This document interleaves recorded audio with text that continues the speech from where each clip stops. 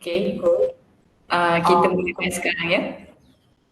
Assalamualaikum warahmatullahi wabarakatuh. Very good day. A very warm welcome to our speaker today, Associate Prof. Technologist Chemist Dr. Nur Suhaila Muhammad Hanafi, Professor Dr. Muhammad Faiz Fong Abdullah, Dr. Siti Asnaf Kamaruddin, and Dr. Muhammad Hadis Muhammad Idris.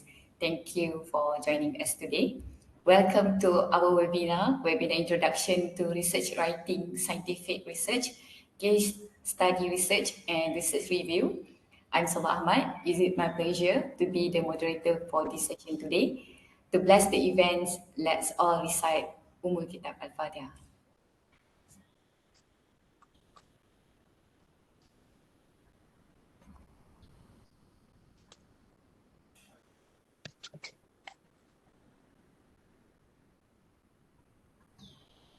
Dear student, we are delightful to have Associate Prof. Technologist Chemist Dr. Nur Suhaila Muhammad Hanafi as the speaker today to present her talk entitled How to Make a Good Scientific Research Proposal. Without further ado, I would like to welcome Associate Prof. Technologist Chemist Dr. Nur Suhaila Muhammad Hanafi to deliver the presentations. Thank you, Dr. Soba. Okay, let me share my slide.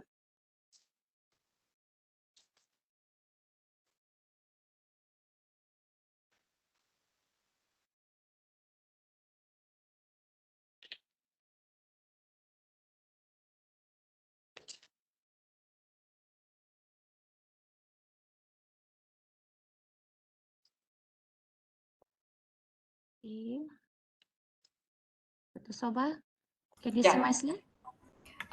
Dia buffering. Okay. Okay, all right. Okay. Okay. So, shall we start? Yes. Okay, all right. Okay, Assalamualaikum. Bismillahirrahmanirrahim. Okay, good morning. Okay, so I am Dr. Nur Suhaila Muhammad Hanafi from Faculty of Applied Sciences. So today, okay, first of all, I would like to thanks to Dr. Soba Ahmad, okay, as a moderator and invite me, okay, in this session, okay. All right, so today I would like to share with all of you on the how to make a good scientific research proposal, mode 1, okay. But before that, Dr. Soba, the students already have their template, their rubrics. Yeah. Is it coordinator has already shared the template and the rubrics untuk Yeah. for the FSG, yes? Yeah. Maksudnya semua coordinator dah share the template, right? Okay. Yeah, betul. Alright, okay. Okay, let me change to the okay, alright. So today, I would like to share on how to make a good scientific research proposal. Okay, for my session, okay, maybe I give in is it okay in medium English BI? Is it English MBM? Is it okay, Dr. Soba? Okay. Okay, all right, yeah.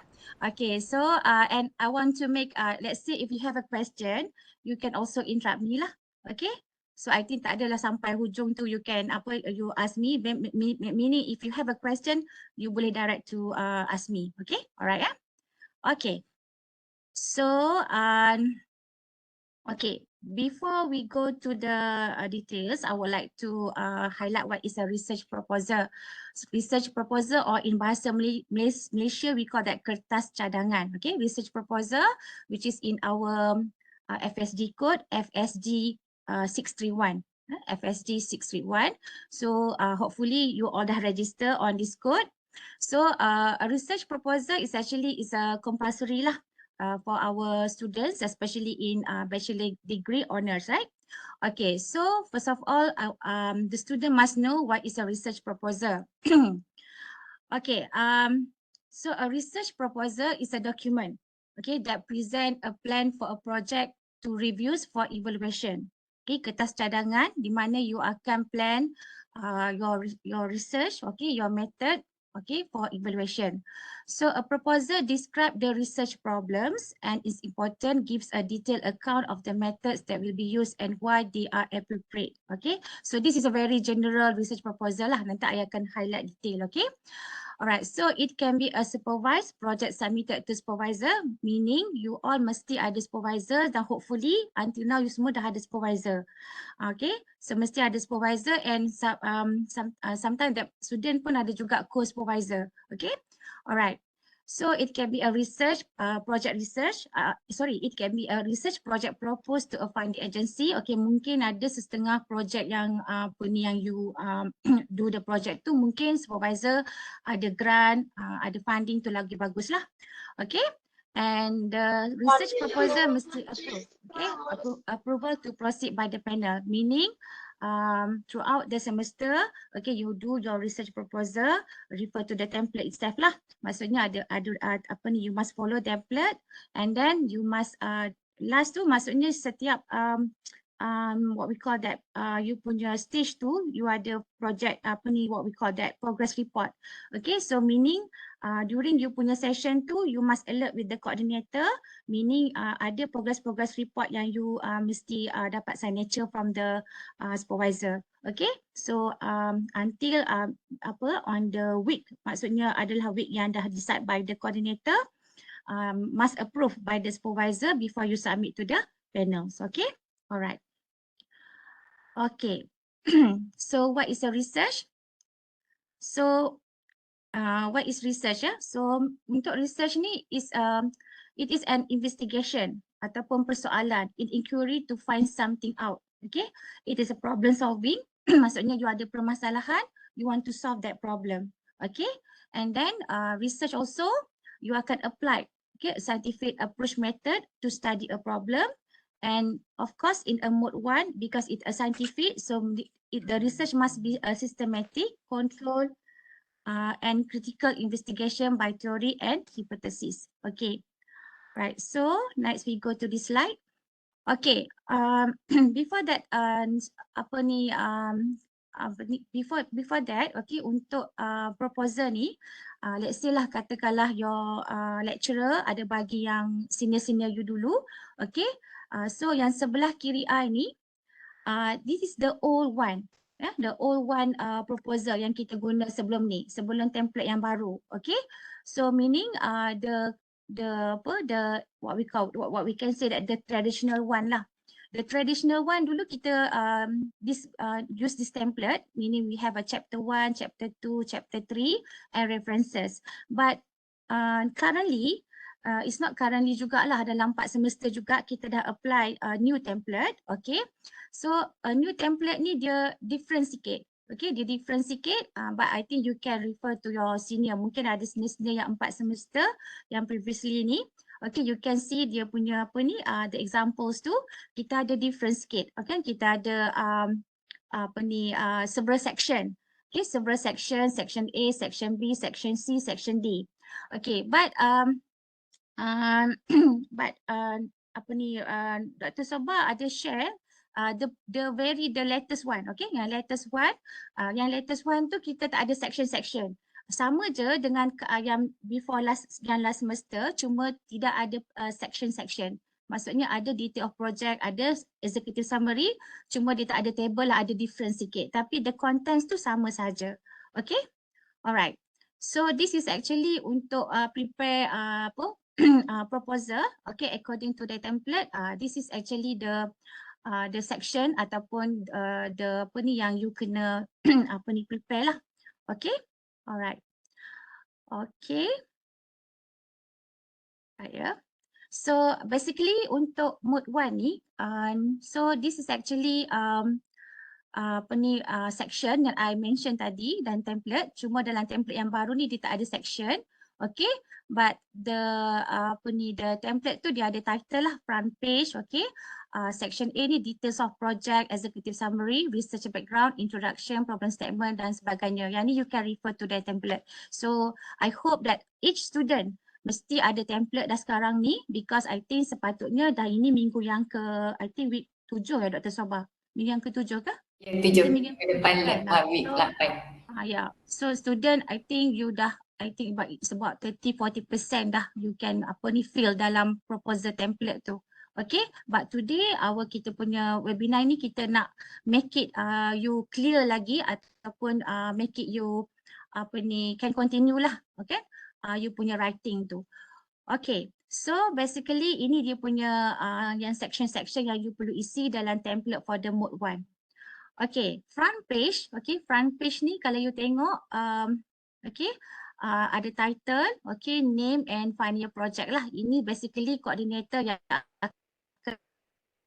akan explain to PI juga, okay, supaya you tak terlepas pandang lah in case. Alright, so please penny student you must follow the template dan juga the format. Okay, format tu I rasa this template is a very orang kata dah cukup lengkap. Okay, so meaning dia punya instruction tu dah clear. So hopefully student tak ada masalah. Okay, should be have tak ada confused lah, maksudnya dah ada dah font size, dia punya size semua dah ada, dah lengkap. Okay, alright ya. So front page, this is the front page for the template. Okay, so the difference yang I nampak lah from the previous semester, yang last semester kita tak ada this one, right, Dr. Sobah? Betul Tak ada. So, kita nak mudahkan kita buat table of content kali ni. Yeah. Okay, so it's good lah. Saya rasa it's good. It's a very good initiative because nanti once they want to transform to FXG 678, dia tak perlu lagi nak buat listing lah. Mungkin dia just add. Okay. Alright. So the template you must the page 2 ni the student must provide lah this kinds of table of contents. Okay. Tables, figures semua ni. Okay. According to the page lah. Okay. Alright, so dalam template ni juga kita ada details of project, leader, supervisor. So you please fill the details of project. Okay, student name, ID, course name, course code, program school, okay. Email, supervisor. Let's say kalau you ada co-supervisor, you just type name the co-supervisor and please put your full name supervisor. Okay, let's say katakanlah like me, Dr. Nur Suhaila Muhammad Anak, Associate Professor, let's say. Okay, so please use a full name. Janganlah letak Dr. Suhaila saja. Nampak sangatlah you tak kenal you punya supervisor. Okay, and date of submission. Okay. Right, okay. So dalam this template juga you akan nampak lah executive summary. So today I just want to share with you macam mana you nak buat the right executive summary, research background. So kita nak assist you. Okay, cuma untuk first introduction ni I just nak highlight dulu this kinds of template supaya you tahulah apa yang kita nak bincang hari ni. Okay. Alright, so dalam template tu ada executive summary proposal. Kat sini pun ada nampak sangat clear, meaning the coordinator itself dah bagi dah, maksud the template tu dah ada dah bilangan words dia. So kalau ikut kat sini you nampak less than 300 words. Okay, so dalam executive summary juga it tells you on how you must please include the problem statement, objective, research methodology. So this thing yang kita nak highlight this morning. Maksudnya kita nak make it you clear. Apa itu problem statement, apa itu objective, macam mana how to write objective dalam you punya research proposal, especially in mode 1. Saya assist you on in mode 1. Untuk mode 2 dan mode 3 tu different speaker lah. Okay. Alright, so dalam ni juga kita ada research background pun kat sini clear. Maksudnya 900 word chapter 1 maksudnya kat sini dah specific on chapter 1. Maksudnya untuk penulisan, because nanti once you transform to FSG 678, you write in a thesis, in a form of thesis. So dalam form of thesis tu ada chapter 1, chapter 2, chapter 3. But in the proposal, dia dalam bentuk template macam ni.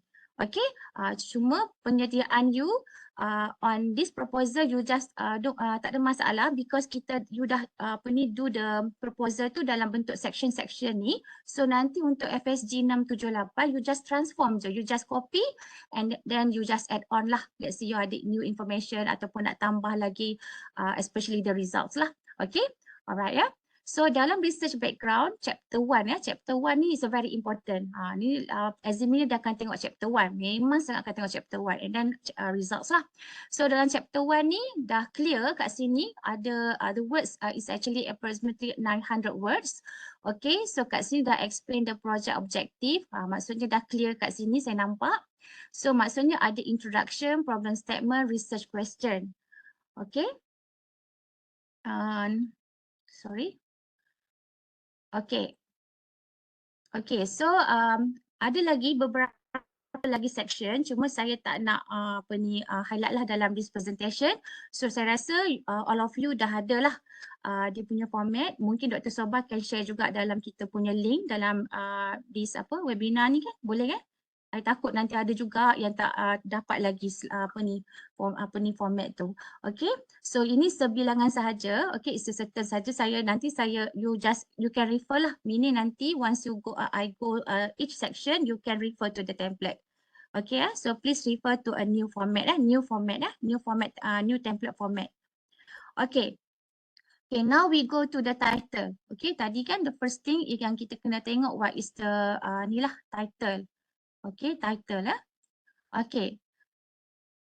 Okay, a title. Okay, so I think sekarang dah minggu yang ke-7, maksudnya student I rasa semua dah ada tajuk masing-masing. Okay, meaning you dah ada title of you punya proposal lah, meaning your research proposal. Jadi hopefully the title, but don't worry, title ni sometimes kita can change. Maksudnya once you dah ready, once you dah 90% you dah writing, tengok okay, ada something yang nak ubah, tak ada masalah.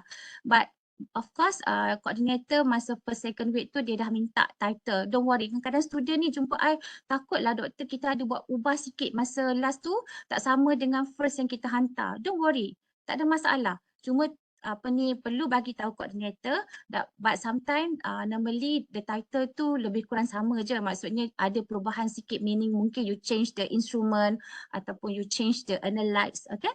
So tak ada masalah. So jangan takut kalau you ada ubah title sikit, tak ada masalah. Okay, tapi kalau lah nampak macam very orang kata 100% to change tu, you kena bagi tahulah coordinator yang perubahan tu. Okay, alright. So in a title, a good title, so saya rasa the students also dah familiar dah on the read the journals. So kat journal tu ataupun you dah do search for Google Scholar, okay? So kat situ you nampak lah the title itself. Okay, jadi untuk FSG ni, FIP ni, kita tak adalah ambitious sangat. Okay, tapi kalau nak ambitious pun tak ada masalah.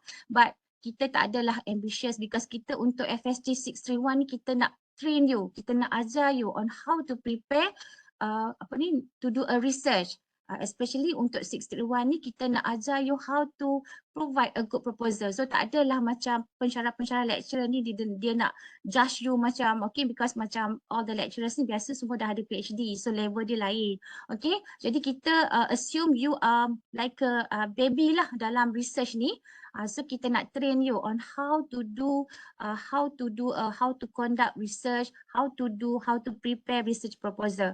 Okay, so the student tu itself kena ada effort jugalah, meaning you kena find a good journal, okay? Kena juga ada initiative. Okay, alright. So title ni biasanya let's say katakanlah student macam kalau student I lah, let's say untuk macam first second week tu biasanya I akan bagi dia dululah apa yang you nak you nak buat. What is your interested dalam what field ataupun what interested. Contoh kalau chemistry ni like contoh saya bagi chemistry dia what, dia ada organic, dia ada inorganic. Okay, jadi saya akan tanya dulu student, you ada minat apa. Okay, so sometimes student tu dia akan bagi dia punya tajuk lah. Jadi saya pun dengar tajuk dia, I listen to dia dia punya ni, dia punya title, okay, dia punya apa-apa info lah from saya suka dengar daripada student. After that barulah I guide lah. Okay, sometimes ada student title yang saya kata okay, you can proceed the title, very good. Okay, ataupun saya kata title ni alamak, title ni macam quite ambitious sangat. So and then ataupun instrumen ni kita tak ada sebenarnya, ataupun contohnya kalau saya sebut compound sebab saya chemistry, so saya banyak bagi contoh in the chemistry, sorry lah, tapi tak ada masalah, saya sama je. Let's say katakanlah instrumen tu tak ada dekat FSG, jadi saya rasa I advise lah, because kita FSG 631 kita tak ada masa, kita ada beberapa minggu saja. Dan sama juga nanti you go to your final project pun you ada beberapa weeks saja, several weeks untuk do the experiment and then you nak analyze result lagi. So tajuk tu you mesti perlu bincang dengan supervisor you. Okay, maksudnya meaning you dah kena tahulah, maksudnya the instrument tu available tak dekat fakulti, compound analytes tu ada ke dekat fakulti, kalau nak order ke nak apa tu saya rasa itu is a plan B sebab orang kata agak apa ni, dengan keadaan sekarang kita ada masalah kan dari segi kita nak yalah dari segi bajet lah. Jadi saya advise student biasanya guna apa yang ada lah, maksudnya check dulu dengan each fakulti, each pusat pengajian, meaning kita dah ada dah all the list of the analytes, okay, instrument yang available, okay, yang tu yang you kena clear. Okay, sebelum you apa ni untuk decide the title. Jadi title kat sini dia mesti fewest possible words, dia mesti precise dengan juga accurate lah. Okay, adequate. So kat sini saya ada bagi contoh. Let's say saya bagi contoh kat sini, determination of polycyclic aromatic hydrocarbons in water by solid phase micro extraction gas chromatography mass spec. So kat sini nampaklah nak determine PAH kan, for the chemistry student dia tahulah PAH.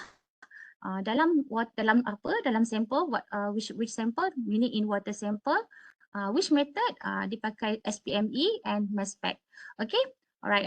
So this is a quite apa ni contoh-contoh apa ni title. So title ni you can see you boleh tengok kat journal, can Google to Google Scholar, you boleh tengok. Okay, cuma mestilah in a fewest possible words, adequately, mesti clear.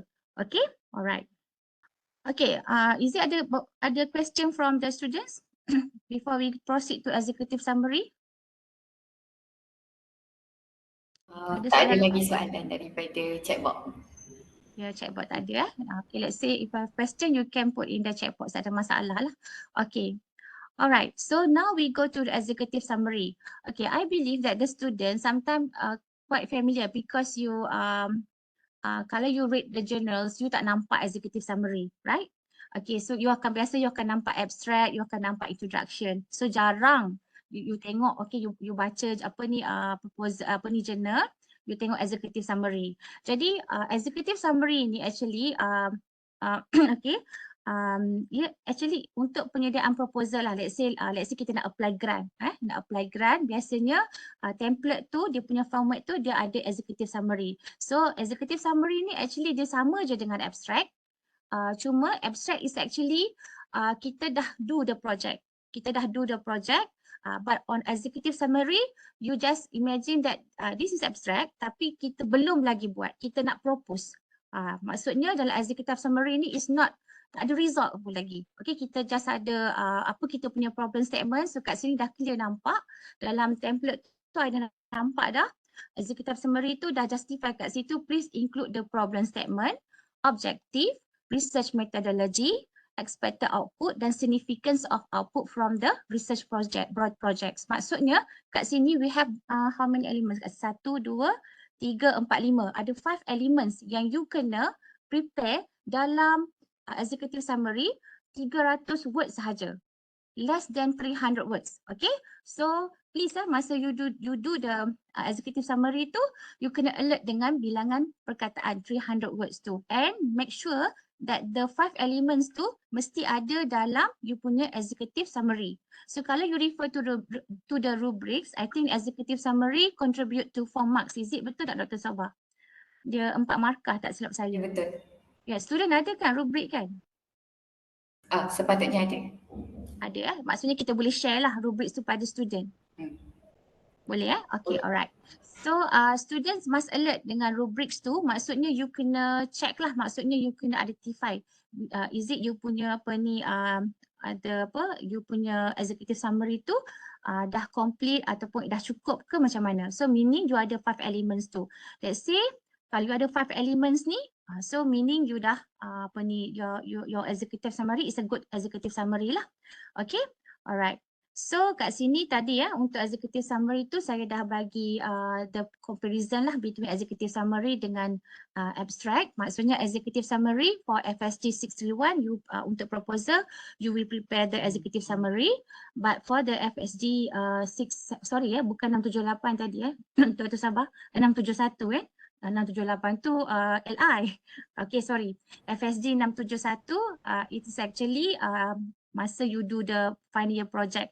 Okay, final year project meaning you dah do the research, you do the experiment, maksudnya you nak provide lah That's one is abstract. Okay, alright. So I hope you can differentiate between the executive summary and the abstract. So dalam journal biasa you akan nampak this thing lah, abstract. Okay, alright ya. Okay, so untuk executive summary ni saya akan bagi contoh kat sini. Okay, so this is actually executive summary yang saya ambil contoh lah from my writing lah. So kat sini saya share dengan you. So I highlight the numbers kat sini and the colours itself, the different colour untuk you nampak kat mana yang I mention tadi, yang 5 elements tadi. So ini I label as a 1, 2, 3, 4, 5. Okay, so kat sini, I nak you cubalah tengok, okay, because nanti kita akan go detail lah, because nanti kita akan discuss or kita akan share apa itu problem statement, apa itu research methodology dan sebagainya. Cuma untuk executive summary ni, okay, it is what we call the summary lah, summary from your research proposal tu. So kat sini you can see apabila you dah kita dah end our session today untuk mode 1 ni, I nak you go back to this executive summary dan you cuba tengok yang 01 ni betul tak dia as a problem statement, betul tak dia objektif, 3, 4, 5, 5 is expected outcome. So untuk to prepare a good executive summary, inilah you kena nampak. Okay, but believe don't worry, saya sendiri pun as a researcher, sometimes pun I pun still lagi kalau I prepare executive summary ada juga komen lah, especially saya nak apply grant, ada juga komen. So don't worry, but the things is actually kalau kita dah follow 5 points tu, 5 elements tu, insyaAllah we can prepare a good quality executive summary. Okay, so this is the example. Okay, kat sini I bagi problem 1. It's not a problem, this actually, it's example 2 lah. Cuma kat sini yang I tak make it color because I nak, this is like an exercise lah untuk you all.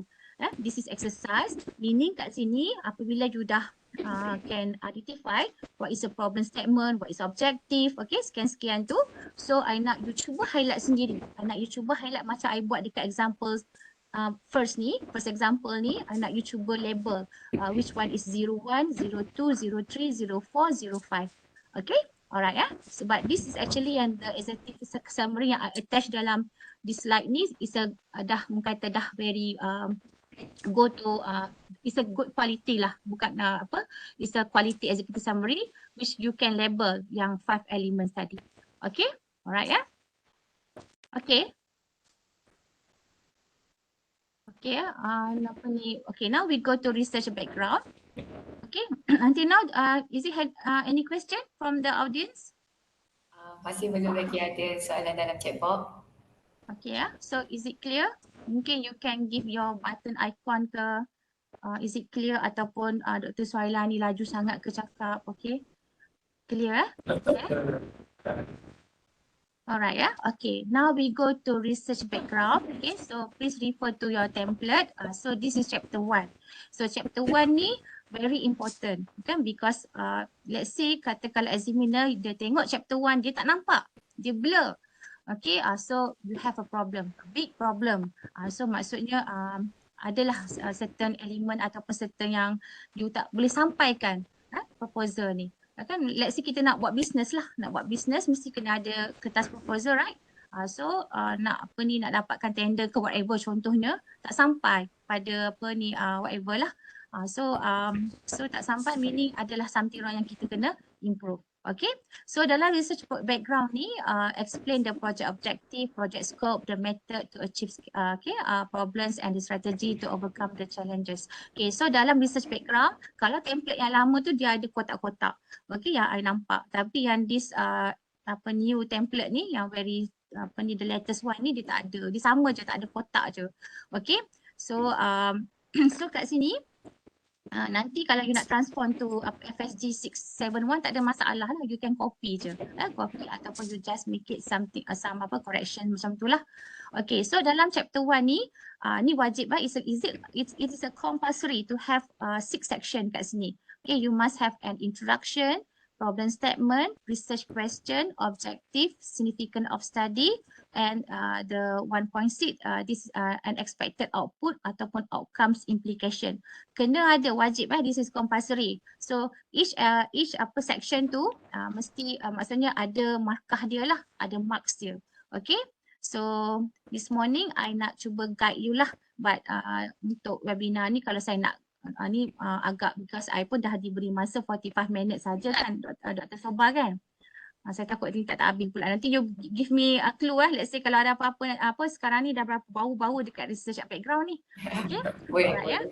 Okay. Alright. So untuk introduction, okay, let's say katakanlah you tengok journal you tengok journal, you nampak abstract tadi kan, and the first tu you akan tengok introduction.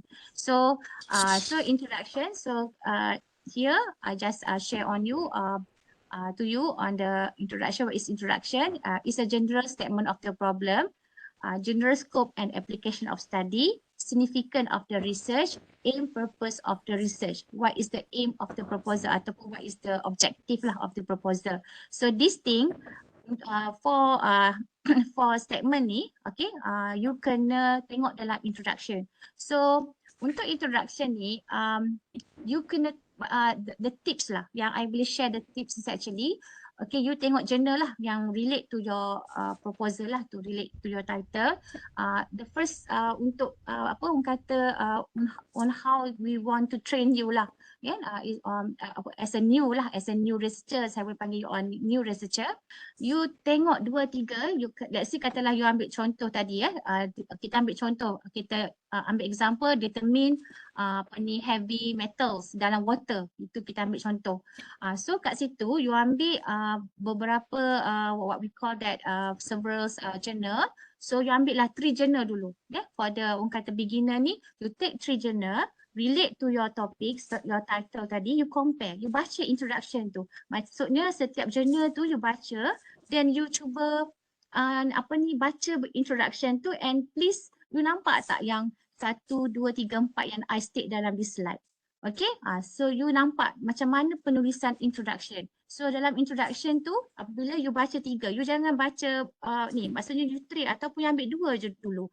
Ambil check the journals, ambil 2 journals tu, you tengok introduction, you baca, and of course lah journal tu mesti berkaitan dengan you punya title lah. Jangan pula you buat metals, you pergi ambil drugs pula kan. So meaning the yang relevant to your research. Okay, so you cuba tengok because kalau I state macam ni, you akan blur. Of course student macam tak nampak apa ni statement of problem, scope apa benda ni kan, dia tak nampak. So cuma apabila you ambil 2, the tips you ambil 2 journal, you read the introduction, and then you please refer to this point, you akan nampak. So from that you can you can provide a good introduction. Kita tak boleh judge you, okay, you terus provide a good introduction. No. As a researcher, saya sendiri pun introduction pun walaupun dah berapa tahun, 12 tahun dalam research, masih lagi kalau hantar research proposal untuk dapatkan grant, masih lagi ada comments. Tapi that it is good, it's a good comment. Kadang-kadang kita tak nampak, we do a research, kita nampak. Kadang sometimes we have examiner tu kan, oh lah lupa, betul lah. But the things basically dia punya orang kata what we call the rules tu ataupun the the basic things tu yang kita kena ada dalam introduction. So kat sini I dah state lah journal statement, scope, significance, aim, purpose of the research. Okay, so the details tu dia boleh bincang dengan SB lah. Okay, SB can help or assist you. Okay, so kat sini you boleh tengok lah. Okay, so dalam introduction, please remember students, you must put the what we call the citation. Please ada penulisan yang tak ada langsung citation. Because in introduction wajib ada what we call the reference. Okay, tadi lupa saya nak bagi tahu. Untuk executive summary, dia tak ada citation. You jangan label 1 dekat executive summary. That's why kalau you tengok executive summary, dia tak ada citation. So please do not put the citation dalam executive summary. Okay, so meaning untuk introduction you tu baru you letak 1. That's why kalau you tengok introduction, baru you nampak 1 as maksudnya reference you tu bermula dengan 1 dekat introduction. Executive summary tak ada no citation reference, no reference. Kalau saya state citation tu maksudnya no reference. Reference, the first reference akan bermula will be start on section 1, maksudnya in introduction. Okay, is it clear?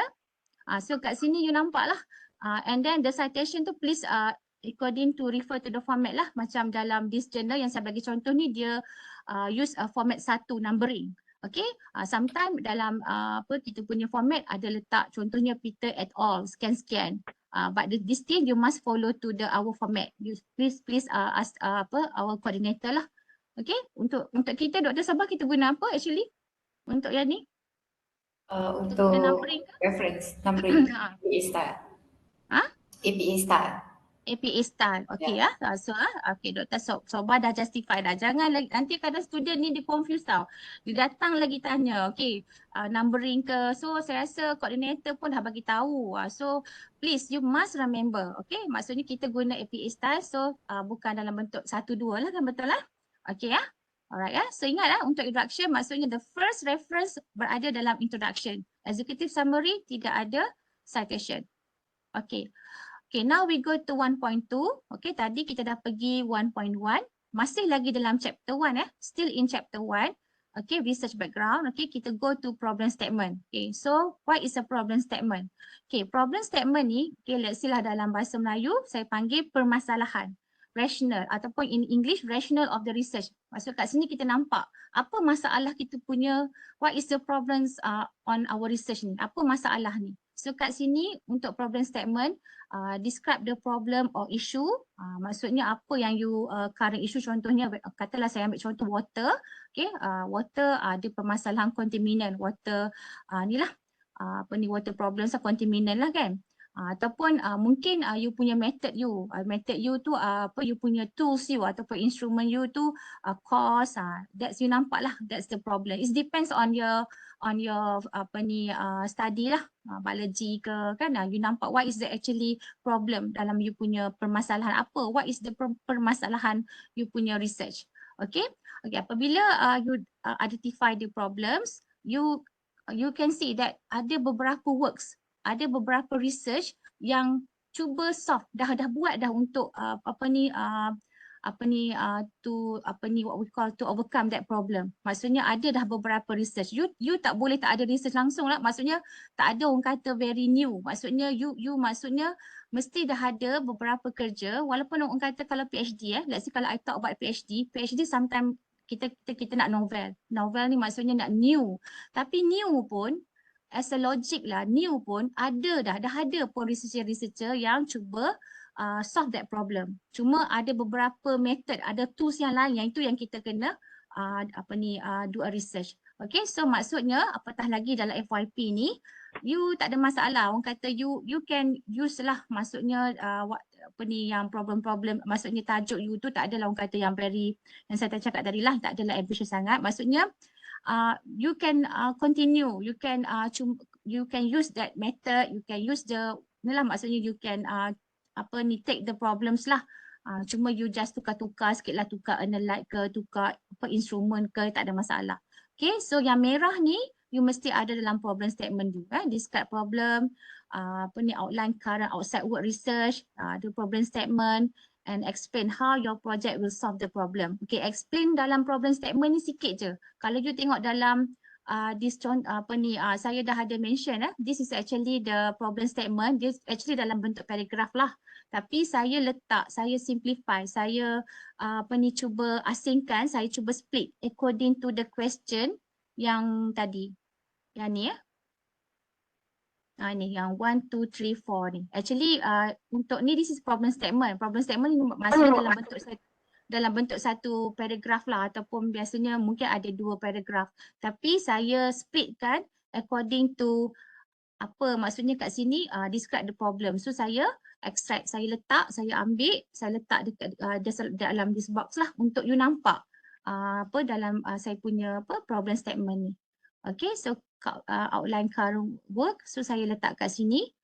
Okay, untuk problem statement, close to research question, saya letak kat sini. So you nampak lah, you nampak continue 4, 5. So actually semua ni dalam satu paragraf je. Cuma saya asingkan supaya you nampak. Sebab kadang-kadang problem statement ni very important sebab kadang-kadang student dia memang I believe that sometimes student memang tak tahu nak tulis problem statement. So the problem statement, that's why you follow je this thing dan cuba buat okay according to the 4 elements ni. Okay, then you cuba tengoklah I dah bagi contoh ni, refer to this kinds of statement kat sini. So you nampak lah apa yang I want to try to explain. Okay. Okay, so how do you select a problem statement? Ini very general lah, maksudnya practical experience from past study.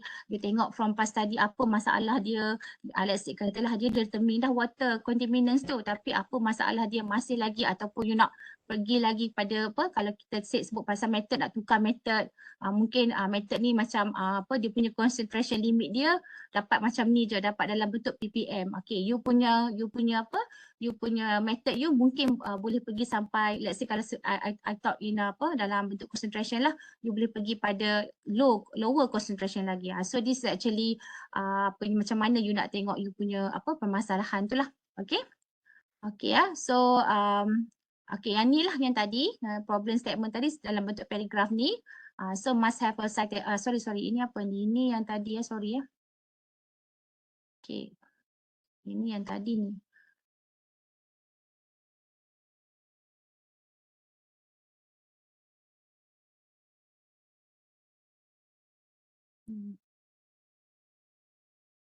Sorry ya, actually yang ni adalah yang tadi, ini adalah yang introduction, sorry ya.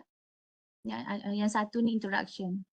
Okay, now we go to research question 1.3. So dalam apa ni, you punya proposal ni, okay, we have a research question section. So research question sini is a question that a study or research project aim to answer. Okay, so kat sini, I give you example supaya you nampak. Okay. Let's say katakanlah title determination of nicotine in electronic cigarette liquids using this passive liquid micro extraction coupled with GCMS. Maksudnya this student dia nak determine nikotin. Okay, nikotin dalam vape. So dia menggunakan kaedah dispersive liquid micro extraction. This is method lah, method dalam bentuk analysis chemistry lah. Dalam artikel chemistry, this is the method. Dan this student will be use this instrument GCMS. GCMS lah. Okay, so untuk research question, so I bagi this kinds of example lah. So kat sini the focus of the study is to investigate. Okay, ingat ya untuk executive untuk FSG 631 ni semua dalam bentuk present tense dengan future lah. Sebab kita tak buat apa lagi ya. So this is the research question lah yang saya bagi contoh, so you can read lah. Okay ya. Alright, ni pun sama juga. This is the example 2. This is also the research question.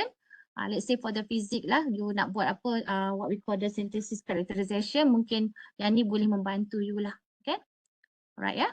So research question is actually is ini yang the what we call that address an issue or problem which through analysis and interpretation of data.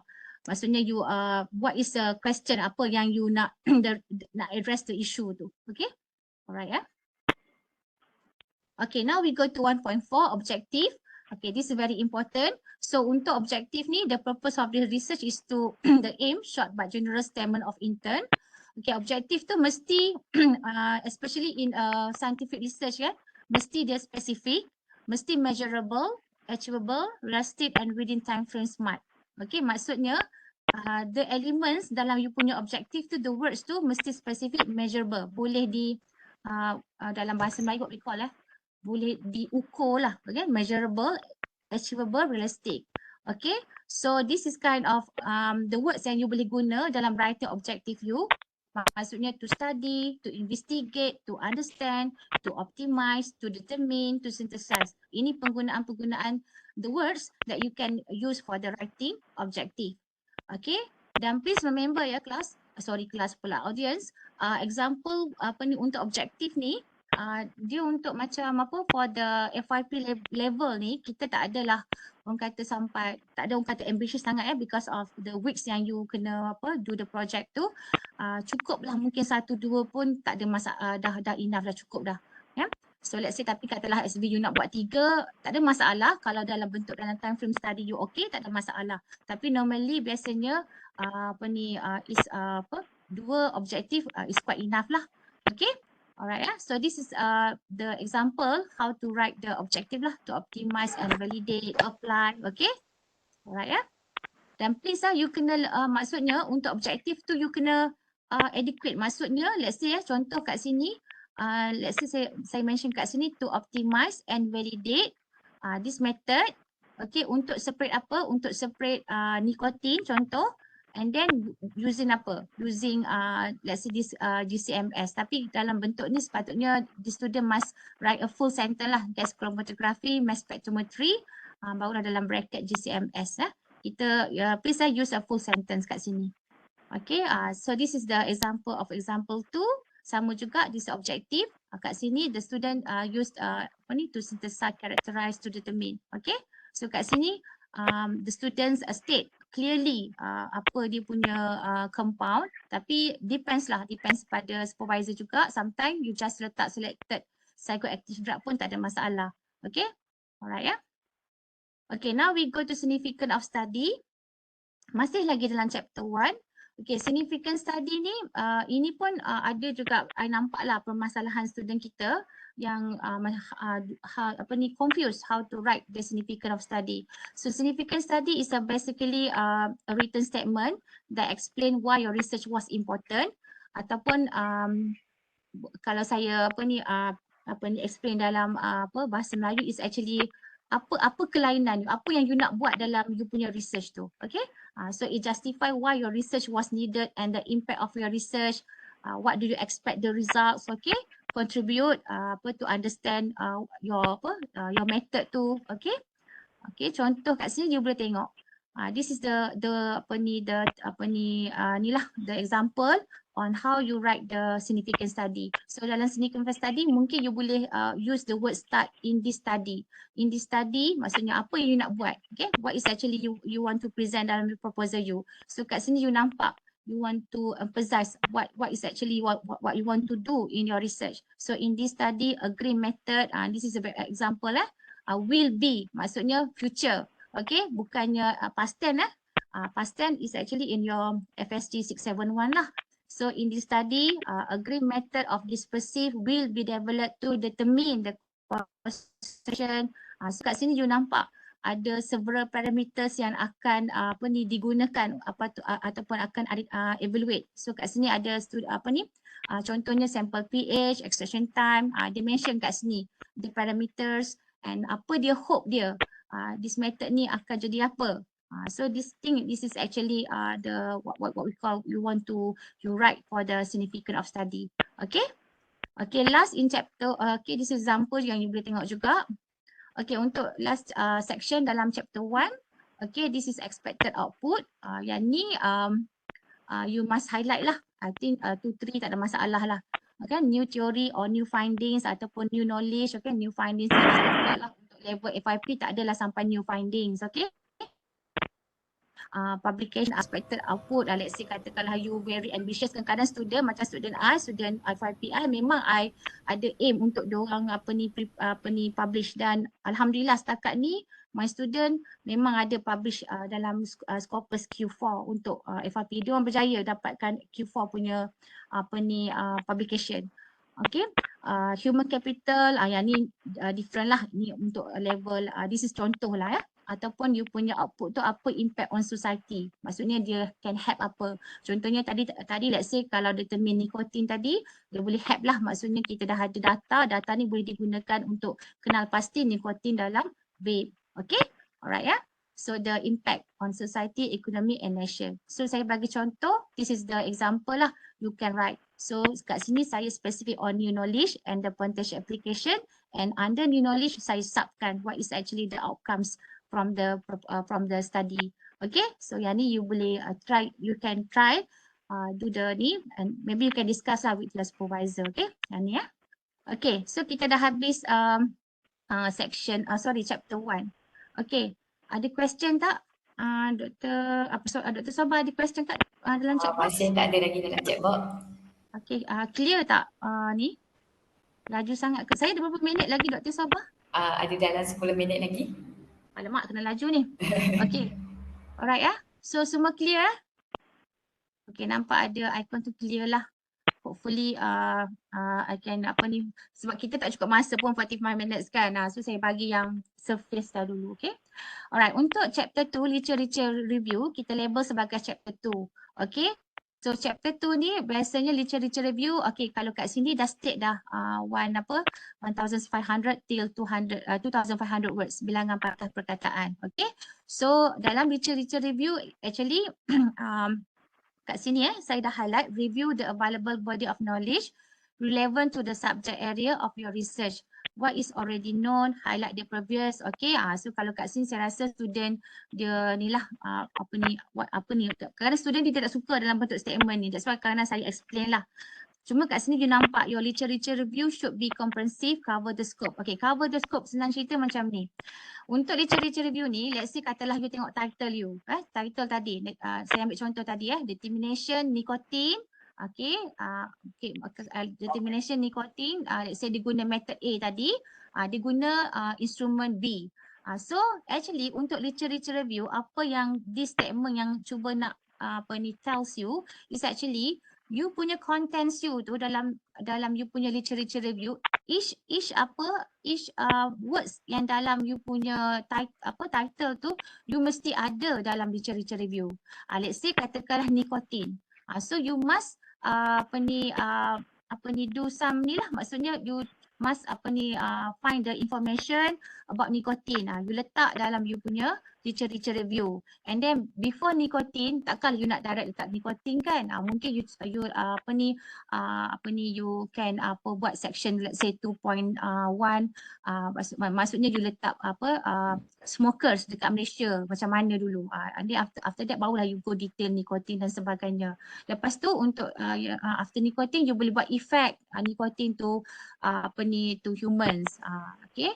Lepas tu dan you fokus pada nicotine tadi, you can bagi contoh formula nikotin dan sebagainya. Okay, itu nikotin. Lepas tu you tengok tadi pada method. Method pun mesti ada. So sebelum you guna method A, mungkin dah ada lah method sebelum ni. So you can tell you punya put the information on the literature review. Maksudnya each element, each word yang dalam you punya title mesti ada. You kena cover mesti letak dalam you punya body of the dalam literature review. Okay, so kat sini dalam literature review mesti ada citation. Okay, be sure to cite the sources of your literature. You may use subsection. Ini dalam ni lah, dalam you punya template dia dah mention dalam template tu. So kat sini literature review tak ada masalah lah. You can find from the journals, from the textbook, from the internet. Okay. So please sometimes student please boleh pergi, kadang-kadang student ni dia tak suka pergi library. Tapi bagi saya lah sometimes information ni sometimes dalam buku tu pun lagi detail. Especially kalau you nak find out on the contoh macam let's say lah kita ambil contoh nikotin tadi. Ada buku yang betul-betul nikotin. Sometimes yang sebab dalam journal ni you must know that the journal ni is actually simplified. Maksudnya apa yang dia dah summary dah from the research tu. Jadi kalau you nak detail for the literature, you kena cuba juga dapatkan information from the textbook ataupun pergi library, internet tu of course lah internet, okay?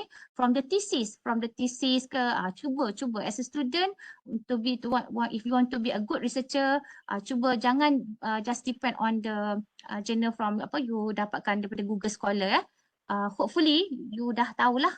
Google Scholar is a very important media yang you can go to Google Scholar. Kalau you pergi Google saja dia tak specific on research. Tapi kalau you go Google Scholar, you can straight to the research. Okay? Hopefully student semua tahulah dah pernah guna Google Scholar, right? Boleh ya? Boleh ya? Ada tak yang boleh respon kat saya? Ada, okay? Google Scholar? Ada.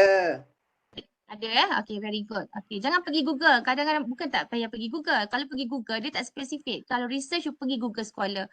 Bila you pergi Google Scholar, you can find banyak info. Okay, sebab dia direct to your research. Okay, okay, boleh ya? Okay, the purpose of literature review kat sinilah. Maksudnya to provide background of history, to identify what other have said. Maksudnya literature review tu you kena text lah. Maksudnya katalah method tadi you kena put some lah information, knowledge yang from the previous research. Yang ni you detail. Sebab kalau dalam introduction problem statement, dia tak detail. Of course ya, bukan dikatakan tak detail, tapi orang kata the information yang lagi banyak tu itu you bercerita dalam literature review. That's why kalau saya buat research, sometimes kan dalam problem statement saya, the examiner comment, okay, you please put this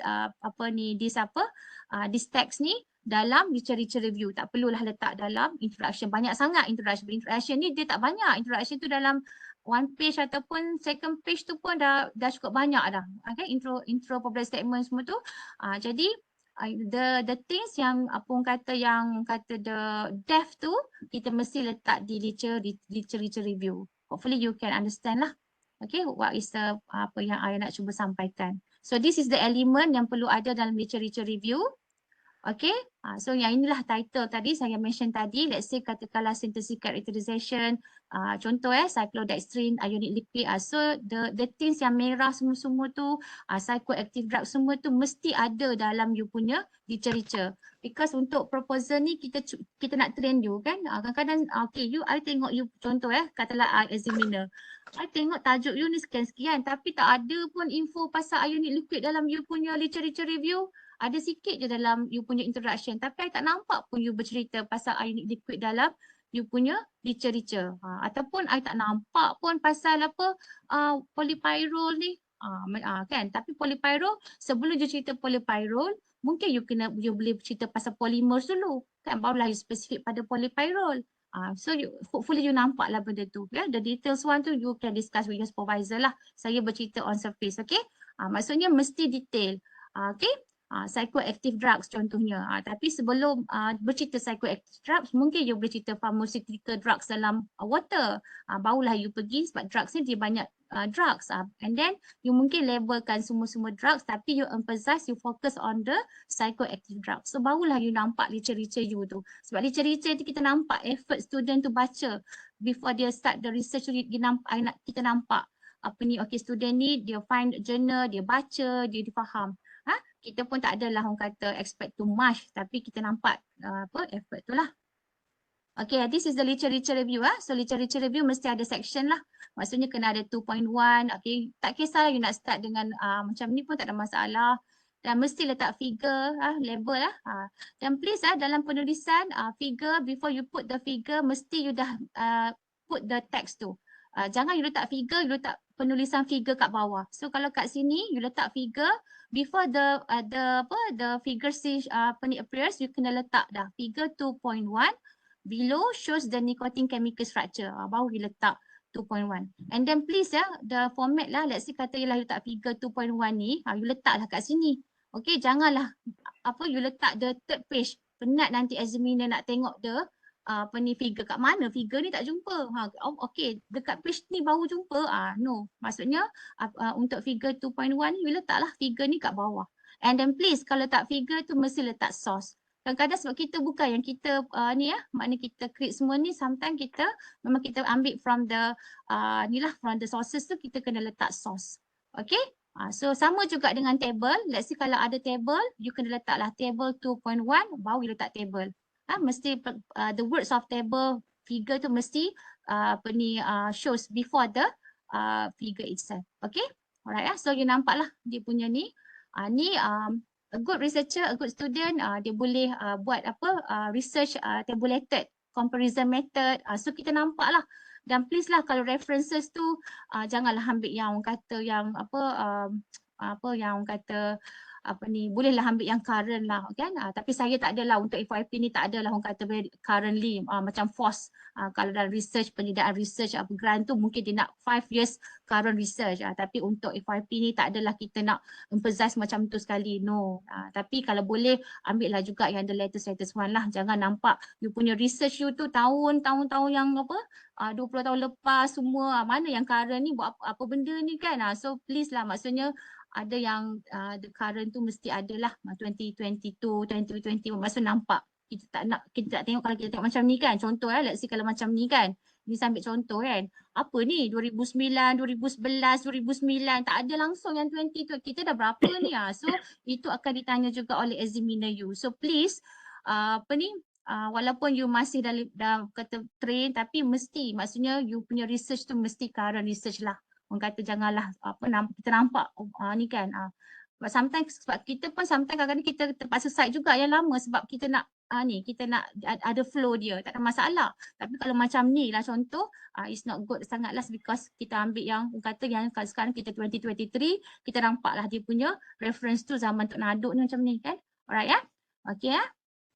Alright. Dr. Saila ada satu soalan daripada chat box. Student Syazul Zulaika ada tanya, boleh tak kita guna jurnal dalam bahasa Melayu tapi translate ke English? Boleh, tak ada masalah sebab kita dalam format kita dalam bahasa English lah. So you translate. Macam saya dulu, saya from masa saya buat master, saya master graduated from UKM. UKM, masalah macam UKM saya ni, saya kena translate, saya kena sediakan thesis saya dalam BM. So you bayangkan apabila saya nak prepare thesis BM, actually dia boleh prepare tapi dia allow kita untuk dalam BM lah UKM kan. Tapi untuk you bayangkan all the journals kita ni English kan, kita pun do in English. Nak transfer to BM, you cuba bayangkan macam mana I nak transfer especially in a scientific research, every word semua tu dalam BM. You bayangkan.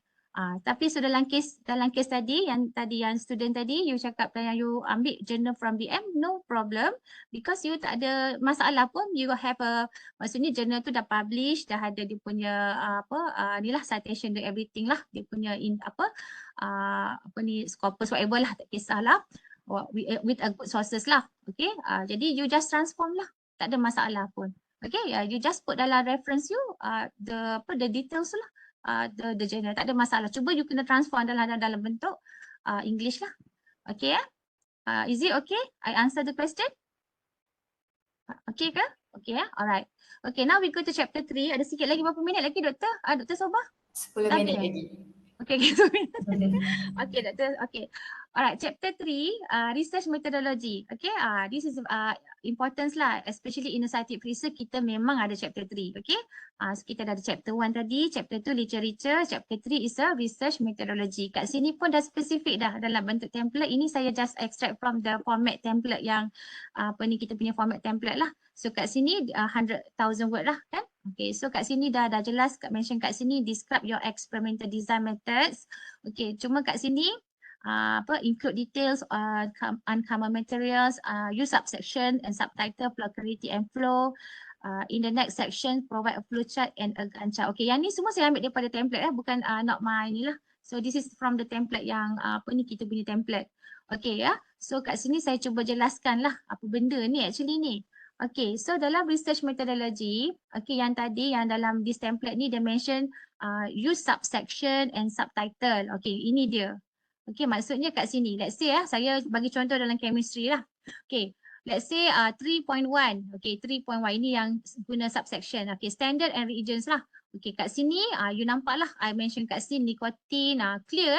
Saya attach all the, ini my student lah. Maksudnya dia attach all the chemical. Okay, and the will be, maksudnya nampak menggunakan future.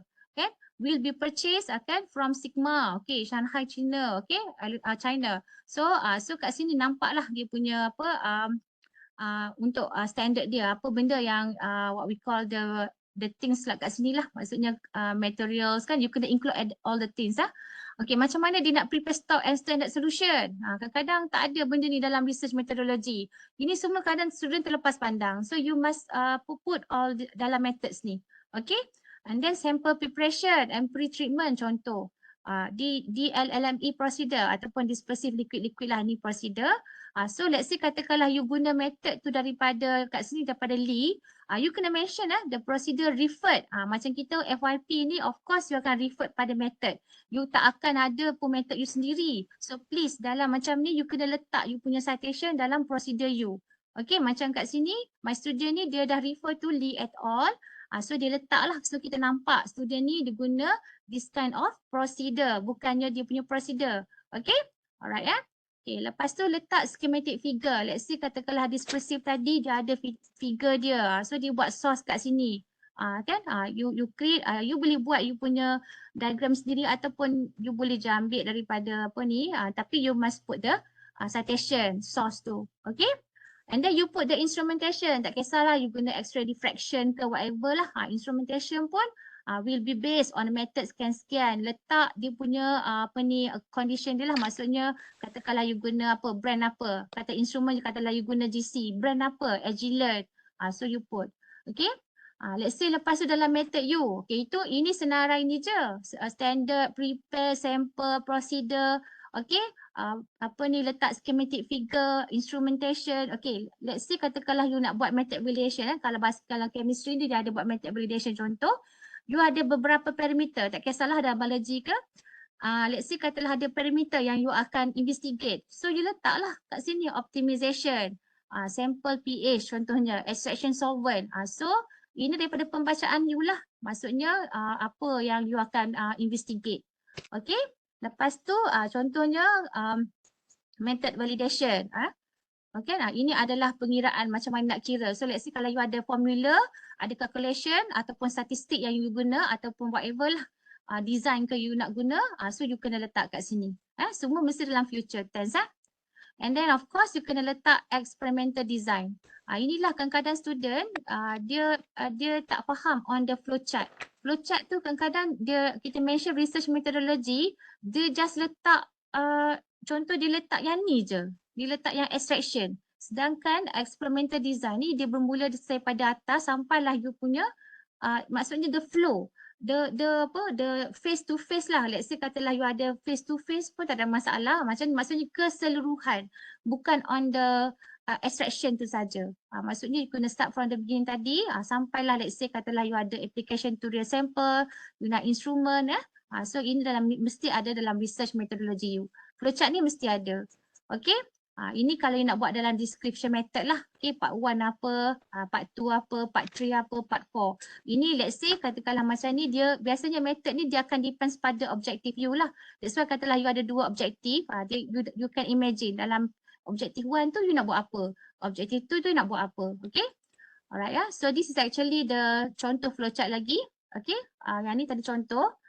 Okay, yang ni pun second ni contoh juga di flowchart flowchart. So kat sini you nampak lah, maksudnya yang ni, yang benda-benda ni you can transform dalam bentuk ni kat bawah. Dalam flowchart ni you can transform letak kat sini.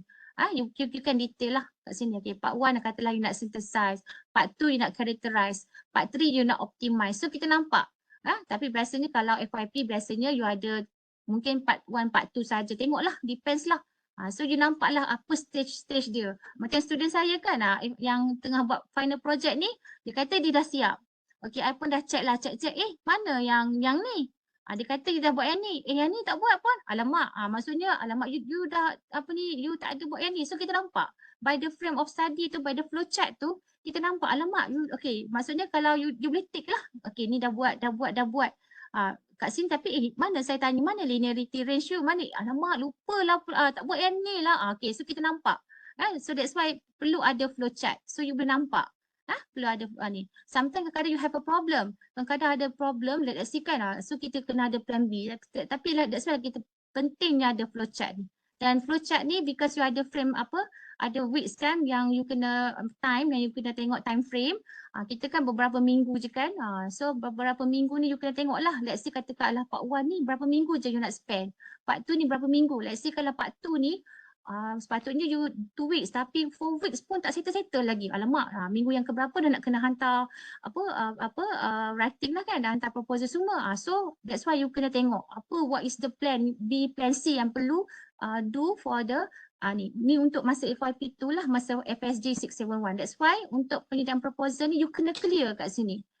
You kena clear. Nampak macam tak ada masalah kalau ambitious, tapi kalau masa final project tu you tengoklah, tapi at least katakanlah dalam banyak-banyak characterization ni, contoh kan kat sini ada 5 lah kan, ini let's say level master lah. Alah saya boleh buat 2 je, tak ada masalah, buat 2 je let's say, tapi ni lah maksud kita nampaklah dia punya frame tu. Okay, dan mesti adalah kalau boleh mesti dalam you punya metodologi tu mesti ada figure lah. Okay, kita nampak Okay, last untuk ni kita ada Gantt chart. Gantt chart pun saya rasa Dr. Sobah dah bagi dalam template tu. Student yeah. can follow je the Gantt chart tu. So please follow yang Gantt chart yang dalam template tu ya. So Gantt chart tu ada year lah, so you can tick lah. You can put the research activities apa you nak buat based on your apa ni flow chart tadi. Okay, you can tick lah. Januari ke, okay katalah nak prepare sampel, bila you tick lah. Okay. Sama juga dengan projek Gantt chart pun sama juga. Saya rasa pun ada dalam template, refer to the template FYP to FSG 631 ya. Okay, so Gantt chart tu wajib lah because sometimes you hantar proposal, alamak tak ada Gantt chart. Gantt chart ada markah. So tak ada Gantt chart, potonglah. Berapa markah 4 4 markah ke apa. Macam tu. So mesti ada Gantt chart. Okay. On schematic diagram. Diagram tu saya rasa tak ada masalah. Cuma kalau organik biasanya you guna apa? You ada design you sendiri kan? So depends pada schematic diagram. Kadang-kadang macam apa? Kita ada design diagram yang itu you boleh bincang dengan supervisor you. Kerana supervisor you tak kisah pun. Tapi sometimes kalau dia nak guna schematic yang dalam bentuk, let's say katalah kena guna software ke apa, you kena. Okay? Follow Okay, reference macam tadilah kat sini dah mention dalam template tu dah clear the instruction how to prepare a reference. Dan please reference ni jangan sesuka hati. Kadang-kadang student ni dia nak letak banyak kan, tapi kadang-kadang kita just nak tengok. Kerana examiner saya bagi tips examiner macam mana dia nak check reference ni. Dia ambil je, dia tengok contoh dia ambil nombor 3 ni, Lu dia pun buka, dia tengok dalam you punya, dia nak test. You test you punya dalam you punya thesis dalam proposal you. Tak nampak pun Lu, sudah satu buat mistake. Okey, ambil lagi. Kebetulan kan kadang-kadang pensyarah ni dia ada aura je sikit kan. Dia pandai je ambil tiba-tiba yang tak ada kan. Kadang-kadang dia ambil yang 2, check lagi. Ataupun nombor 1 ni peng. Tak ada pun dalam you punya. Sudah. So dah kita nampak dah student ni memang dia main letak je reference without dia tak baca pun reference tu. Kita tak expect pun you baca semua. Of course lah kali ikutkan you kena baca. Tapi orang kata memang you kena, maksudnya you kena responsible lah. Tu reference yang you letak dalam teks tu you kena responsible dan you kena read through kan. Tak adalah orang kata main letak je kan. So you kena tengok dan each please remember each reference yang you cite tu mesti ada dalam reference kat belakang. Ataupun reference yang kat belakang tu mesti ada dalam you punya teks. Ingatlah itu tips dia. Dan of course lah you must follow the format. Penulisan format tu. Cantik reference ni biasa orang kata bonus mark. You can get full marks for the references. Okay, dan please sekali lagi saya mention tadi references mesti ada yang current references. Jangan pula yang sekarang dah kita 2023 semua you punya reference tu 2010, 12 kita tak nak. Maksudnya adalah juga yang ni dan kalau boleh ada juga buku lagi cantik kan, nampak you punya the effort you how to prepare proposal dan tak perlu banyak. Biasa reference ni biasa berapa Dr. Sobah kalau untuk FYP ni? Dia ada tak limit reference? Dia tak ada, cumanya kita depends on objektif dan kita punya research proposal tu dalam 30 hingga 35 pages. Okay, so Dr. Sobah dah justify lah. Okay, that the reference Okay, timeline of course, timeline please remember timeline mesti kena tengok timeline. Jangan tu macam saya cakap tadi lah, kalau you ni you kena tengok time frame you. Sebab you ada beberapa minggu saja. Maksudnya masa you discuss dengan supervisor you tu, ini masa you buat katalah nanti let's say macam proposal ni tak ada masalah lagi. Nanti kita risau nanti FYP masa FSG 671 tu yang you ada dengan kelas you lagi, dengan you nak pergi masuk lab lagi, nak fight for the instrument lagi, sometimes instrument problem lagi. This is not nak takut-takutkan you, but this is the risk. Orang kata risiko yang you kena face lah. Maksudnya okay, kalau macam ni apa jadi? Mesti ada plan B. Okay, because kalau kita buat master PhD tak ada masalah because it takes long time lah, maksudnya 2, 3, 4 years right kan untuk master PhD student. Tapi untuk degree ni berapa minggu je you ada, berapa minggu je ada untuk buat eksperimen, buat untuk interpret result, nak nak analyse you punya result, nak buat nak hantar lagi. So you can imagine lah on that Okay, so that is the plagiarism. So please kita dah check guna apa Dr. Sabah? Original. Original lah. It's not alternative lah. Okay, so please yang ni pun you kena follow the ni lah format yang kena hantar the reports lah. Okay, before you submit to the examiner. Okay, so I think that's all. I rasa pun dah cukup masa kan. So you can email to me, let's say katakanlah I tak ada masalah untuk let's say katalah you have a question, tak kisahlah from apa-apa course, you can apa-apa you boleh ask Dr. Sobah, and then sometimes you nak jumpa I directly pun tak ada masalah. I boleh je jumpa all of you. My room is actually at C217 di bawah pejabat HEA sahaja, block C. So anything if you want to ask about the proposal ataupun saya tak kisah, saya can assist and guide students. Okay, so I think that's all, Dr. Sobah. Okay, thank you very much, Associate Prof. Technologist Chemist Dr. Nasailah Muhammad Hanafi. Hope all of us can grab and will apply these valuable tips to prepare an excellent scientific research proposal and enjoy this information and inspiring presentations. Okay, due to our session held on Saturday and public holiday, we do not open question sessions. However, the Secretariat gives the student the opportunity to ask through the Google form that has been shared in the chat box, and the Secretariat will share feedback within a week through the coordinator according to their respective courses. Okay, next, we are delightful to have our Deputy Dean on Academic Affairs, Professor Dr. Muhammad Faiz Fong Atullah, to present his talk entitled How to Make a Good Case Study Proposal. Without further ado, I would like to welcome Professor Dr. Muhammad Faiz Fong Atullah to deliver the presentation.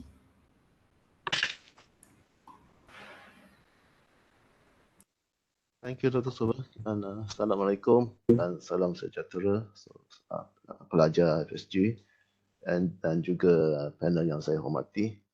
So, okay, I will be talking to you about the case study mode, which is one of the 3 mode that we offer for FYP1. So, saya punya pendek saja, so jangan risau. So, there will be enough time for you to take a break before after this. Okay, just one moment. While I share these slides, okay.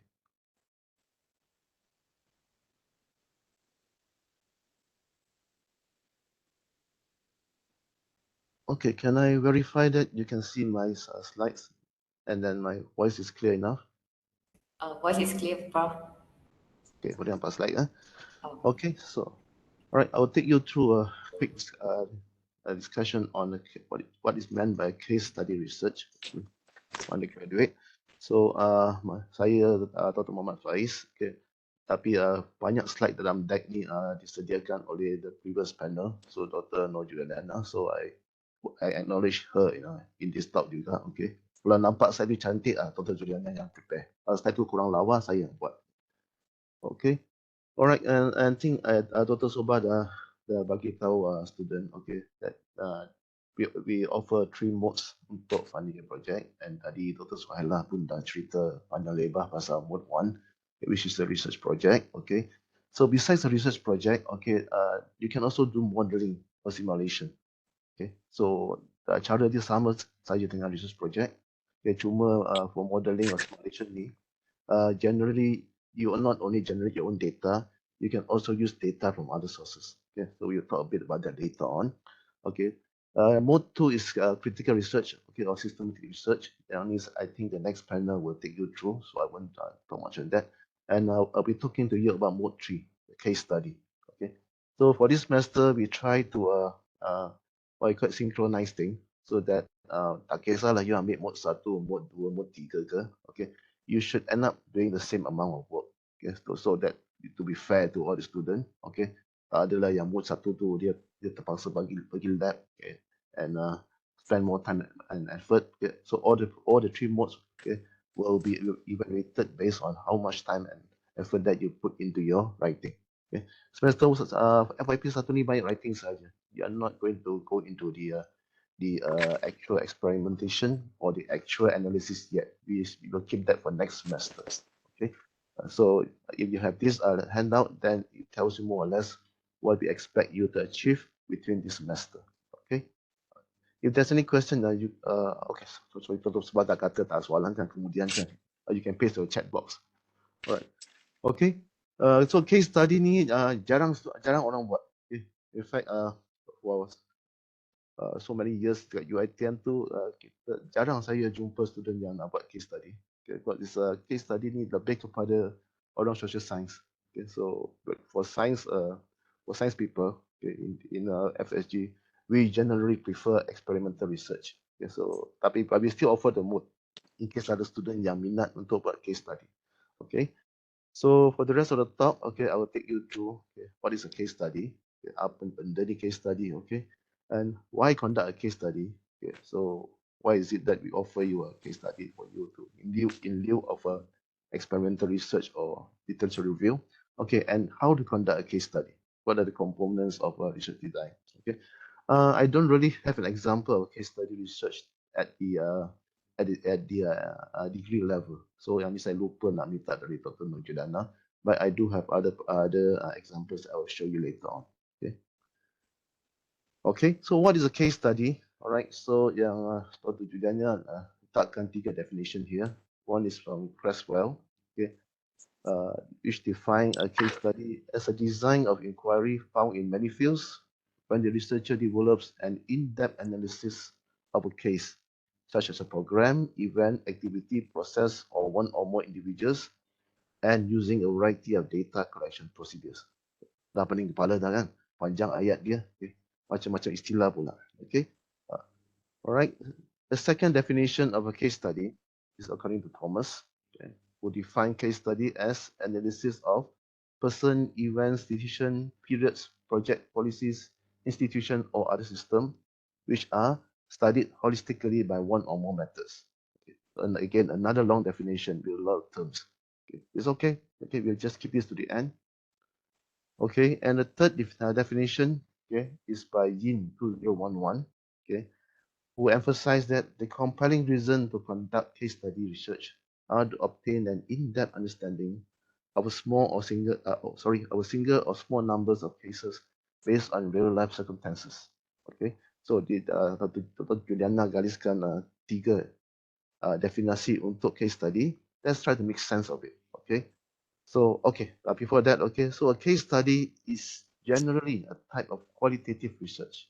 Okay, so that usually, for experimental scientists, we do quantitative research that generates data, that gives you numbers, okay, give you facts that you can analyze, okay.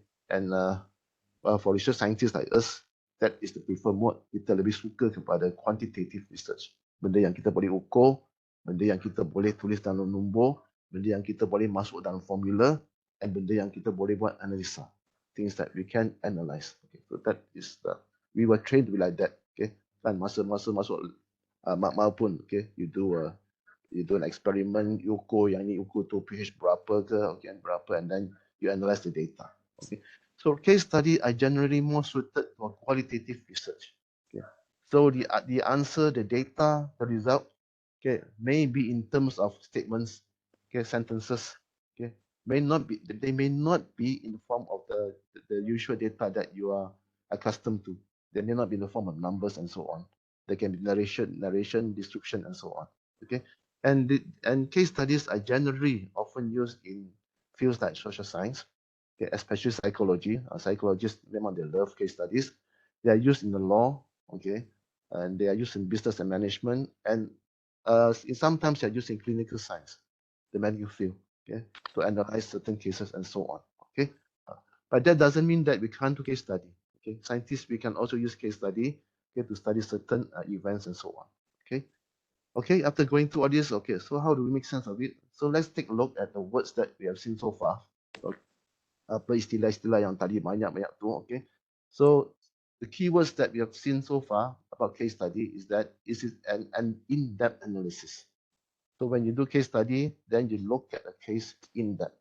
So memang kita kaji daripada the first capital letter to the last full stop. Everything kita akan tengok. Okay, it's a holistic study. You look at every angle. Okay, you select a case and then you look at the case at every angle and describe it in detail. Okay, so the case can involve an individual or group of people. You have to choose. Okay, whether how broad is the scope. Okay, it can be a case about one single person. It can be a case about one group of people, or it can be a case that involves an institution or an organization. Okay, and the case can be in the form of an event or a project or policy or process. So any of this, okay, as long as there is a question to be answered, okay, you can use it as a case study. Okay, And in contrast to experimental design, okay, in the case study, we use a variety of data collection methods. And in fact, you can employ many methods for data collection. Generally, in experimental research, okay, we measure, okay, the ukur, and then we have quantitative data. But in the case study, okay, you are free to use different types of data collection method. So it's not necessarily easier than an experimental research design. Okay, and case study, we usually study real life circumstances, benda yang berlaku, okay, that really happened in real life. In fact, they have already happened. Okay, so that, and we study why it happened. Okay, what are the factors that allow it to happen, and so on. Okay, and as mentioned, okay, case study are generally qualitative. So you can see that dia agak berbeza sikit daripada the usual scientific experiments, scientific experimental design, and that you are accustomed to, yang you biasa buat dalam your practical class, and you are going to do in your FYP2 if you choose mode 1. Okay, so case study dia lain sikit, dia banyak tulis ayat and so on. Okay, okay, so a case study is something that when you study something that has already happened. So benda tu dah berlaku dah. Okay, so it can be an event, okay, something that happened, okay, or natural phenomena. So contoh yang saya bagi sini is like the Hari Raya COVID-19 cluster. So something that has already happened. Okay, balik kampung raya, salam sini, salam sana, peluk sini, peluk sana. Okay, and in the end balik ke campus. Okay, you spread the virus and you have a Hari Raya cluster. Okay, so that is something that has already happened. Okay, but it's an interesting case. Okay, kenapa boleh adanya Hari Raya COVID-19 cluster? Okay, and it happens in real life. So something that dan telah berlaku, okay, dan berlaku dalam kehidupan. It's not something experimental. You cannot simply go and say, I want to create a Hari Raya COVID-19 cluster sebab saya nak kaji. Okay, tak boleh lah kata, okay, budak AS229, okay, pergi kampung ni sebab kampung ni ada COVID. Okay, I want to see whether you get infected or not. Budak AS2545, okay, quarantine dalam makmal. I want to see whether you get infected or not. You can't do that. Okay, that is experimental. You control your experiment. But in case studies, you generally don't have control over what has happened. Dah berlaku dah, you cannot control it. You can only go back and collect retrospective data. Okay, so in that sense, a case study is different from the experimental science that you would do in mode science, in mode 1, sorry. Okay, so in mode 1, you trade your experiment. Okay, tadi Dr. Suhaila dah ajar dah macam mana nak buat metodologi kan. So macam mana nak rangka your experiment, macam mana nak ukur and so on. Okay, and then okay, you control your parameter, you manipulate your variable, tukar pH ke, tukar solvent ke, tukar bahan kimia, tukar reagent ke. You have control over how you do your experiment. Okay, and you can decide on what outcome that you want. Okay, saya nak ukur pH. Okay, so I change the concentration of iron, contohnya, and see what happened to the pH. Okay, in a case study, you don't have that control. But dah berlaku dah. Okay, you can only go back and see, okay, what are the data that I can collect that will allow me to learn more about this case. Okay, what can I collect about from these people yang who are involved in this COVID cluster? Okay, what data can I collect that will allow me to learn more about how COVID-19 spread in the population? Contohnya macam tu. Okay, so in the experimental science, you test the hypothesis. Okay, so in a case study, you build the hypothesis. Dia lain sikit. Okay, in that sense. So far so good. Am I getting very confusion? Am I getting a lot of confusion there? But let's just go through it, okay? And then you can decide whether you want to do a case study. Okay. So why do we do a case study? Okay. A well-conducted case study can answer your question. Okay. So you may start with a question on why this and why that and how this and how that, and then you may choose to use a case study to answer your research question. Contohnya, if you have a cluster, then by studying what happened in the cluster, you may allow you to answer questions like how effective are current mitigation efforts, for example, okay, wearing masks, social distancing in preventing COVID-19 spread. Okay. This is something that's difficult to do by experimental design. Because I said you cannot simply ask people, okay, you wear mask, you jangan pakai mask pula, saya nak tengok siapa yang kena infection. You can't do that. Okay, Ataupun okay, you practice social distancing tapi you jangan saya nak compare. Tengok kalau yang practice social distancing tu banding dengan yang tak practice social distancing tu, siapa yang lebih cenderung untuk dapat jangkitan. You can't do that. Okay, it's ethically wrong. Okay, and you probably won't be able to do that anyway. Okay, so in this situation, you can only wait for something to happen, and then you collect data and try to make sense of the data and use the data to answer your research question. So these are situations where case study becomes important and becomes useful. Okay. So in certain cases, case study also allow you to learn new insights into a certain phenomena, into a certain event. Okay. So by looking at the factors that leads to a hierarchical COVID-19 cluster, we may learn new things. What are the factors that will increase the possibility of a COVID cluster? Okay, what are the factors that reduce the probability of the cluster? And we can use this type of information, okay, to propose practical solution to this problem. Okay, so by understanding what are the factors that contribute to the creation of a cluster, okay, macam apa faktor yang membawa kepada munculnya cluster-cluster ni, okay, then you can think of ways to prevent cluster from happening. Okay, so a lot of these studies actually go on during the pandemic. Ramai yang buat study macam tu. Okay, these are all case study examples. Okay, that you can use. Okay.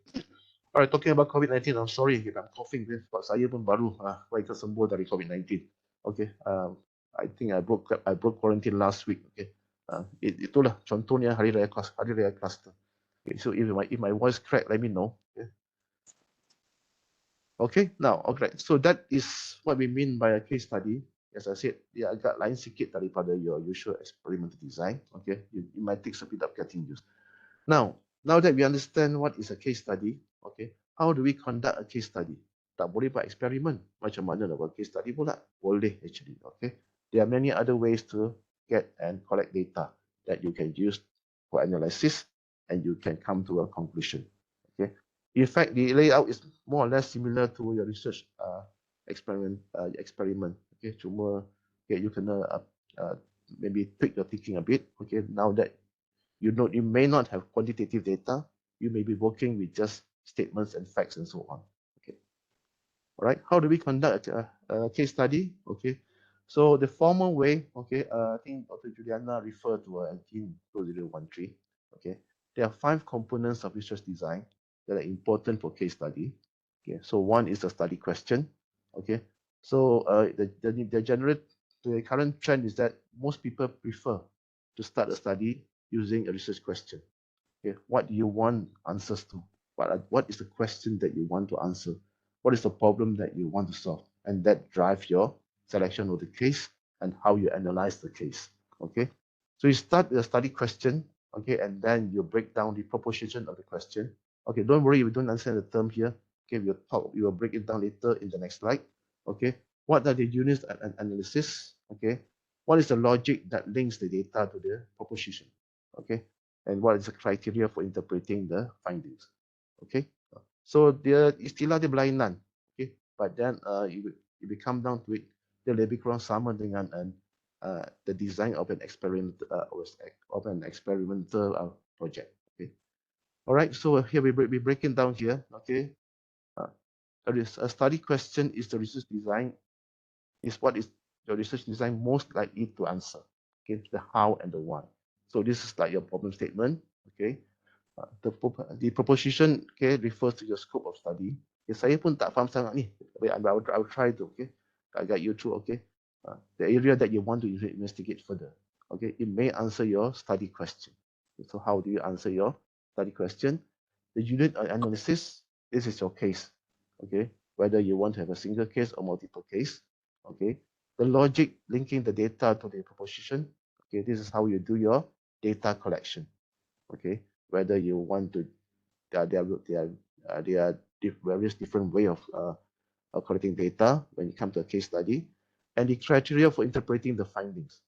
Okay, so what is the data analysis method that you want to use? Okay, so at the basic level, it's more or less similar to doing an scientific experiment. Cuma mungkin cara data didapatkan dan cara untuk menganalisis data tu dia berbeza sikit. Okay. So if we try to relate it to our format or try to relate it to an experimental design, then you may have something like this. Okay. So the study question could be your problem statement. What is it that you want to solve? What is the question that you want the answer?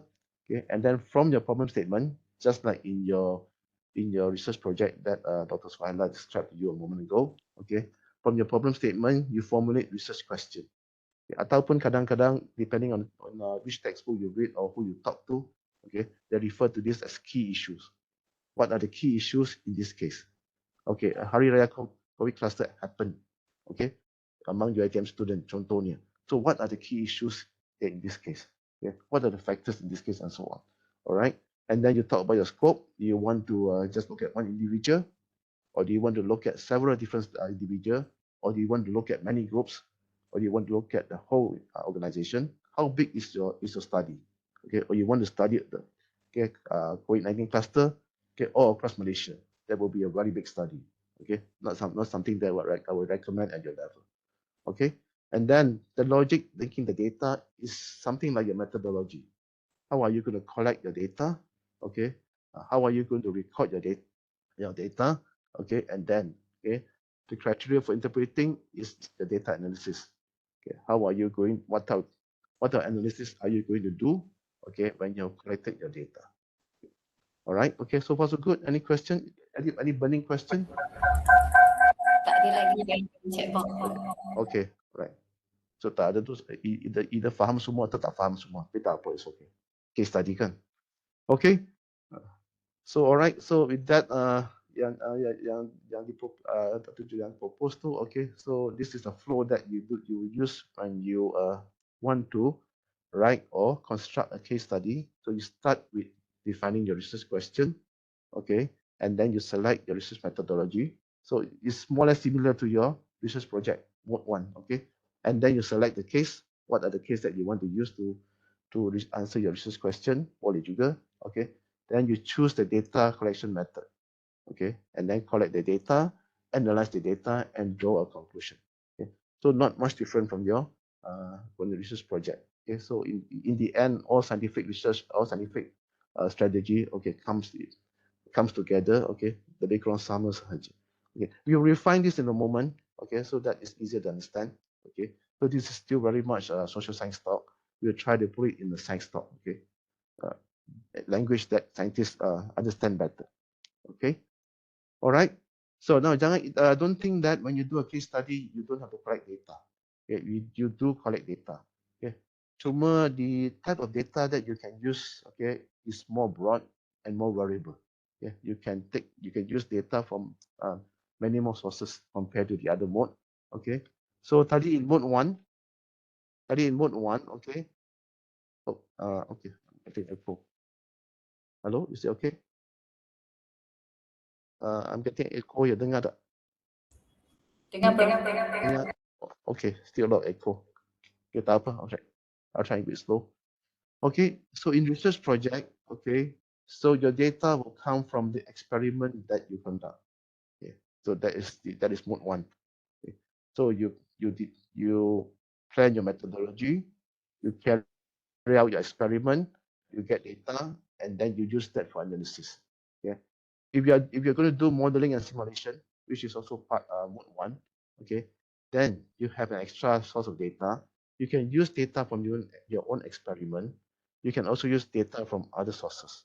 Okay, I'm not sure about the other fields of discipline, but in biology, so we have a lot of contohnya.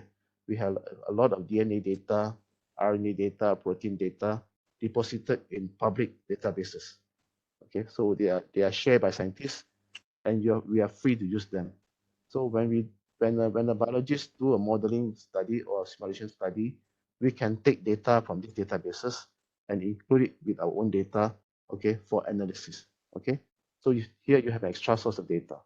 If you are going to do mode 2, okay, a systematic review or critical review, then your data will be mainly from the literature.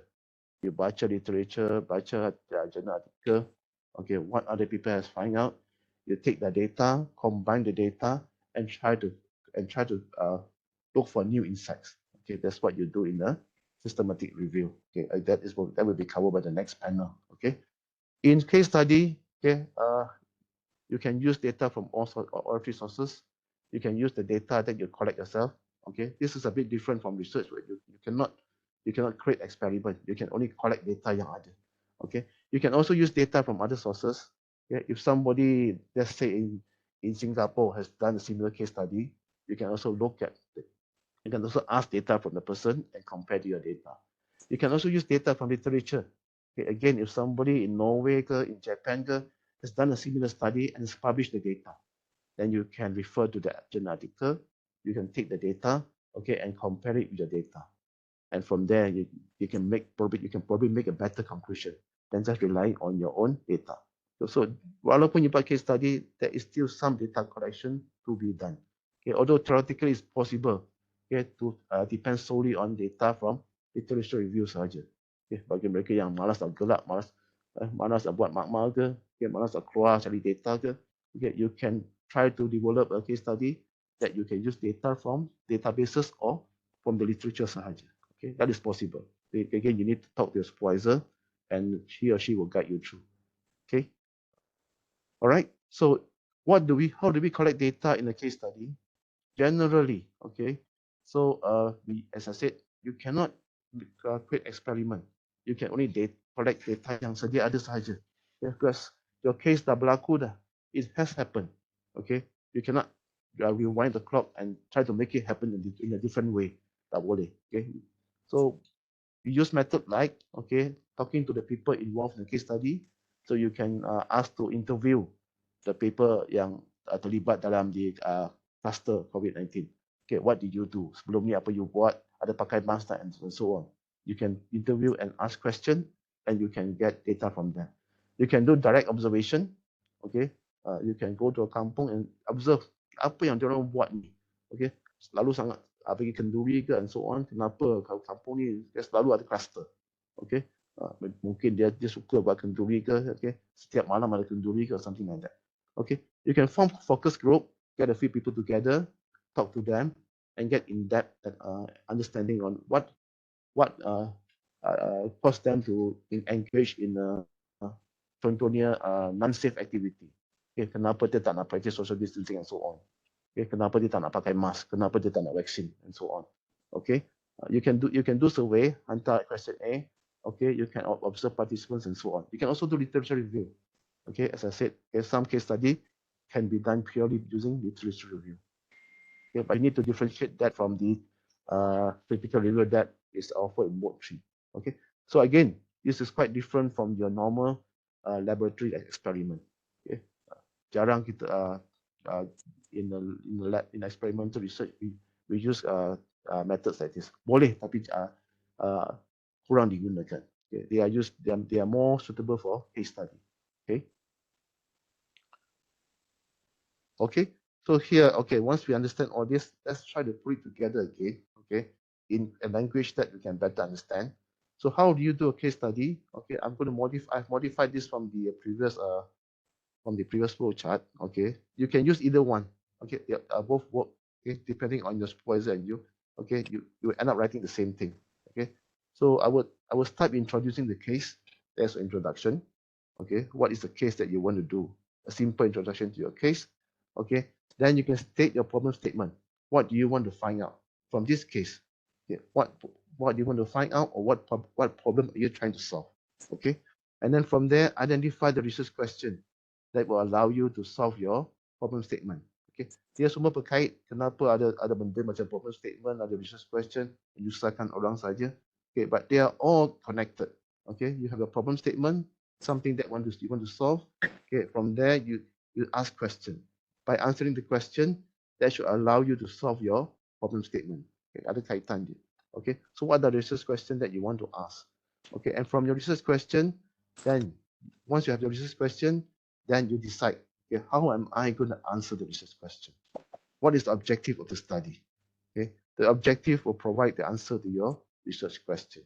So you can define the objective of the study. Once you have your research question, do you want new insight, or do you want to find new solution to the problem in the case? And then now after that, this form parts of this form the part of the main part of your introduction, similar to the project that Dr. Suhaila discussed tadi. Okay, so lebih kurang sama saja. Okay, we try to make it same so that you don't get confused. Okay, then it's the time. Next step is where you describe the case study. This is similar to your literature review. Okay, so describe the case study. Remember, okay, one of the keywords we've seen just now is in-depth and holistic. Memang you kena describe dengan sangat jelas. Okay, you have to talk about everything in detail and so on. All right, and then after you have done the description of the case study, as I said, it's like your literature review. Okay, has a similar case happen somewhere else. Okay, if yes, how was the case handled? What were the solution? What were the factors that lead to the case? So all this, okay, comes together in your description of the case study. And then next, then you analyze the situation. Okay, so saya ada case macam ni, and I want to answer this question.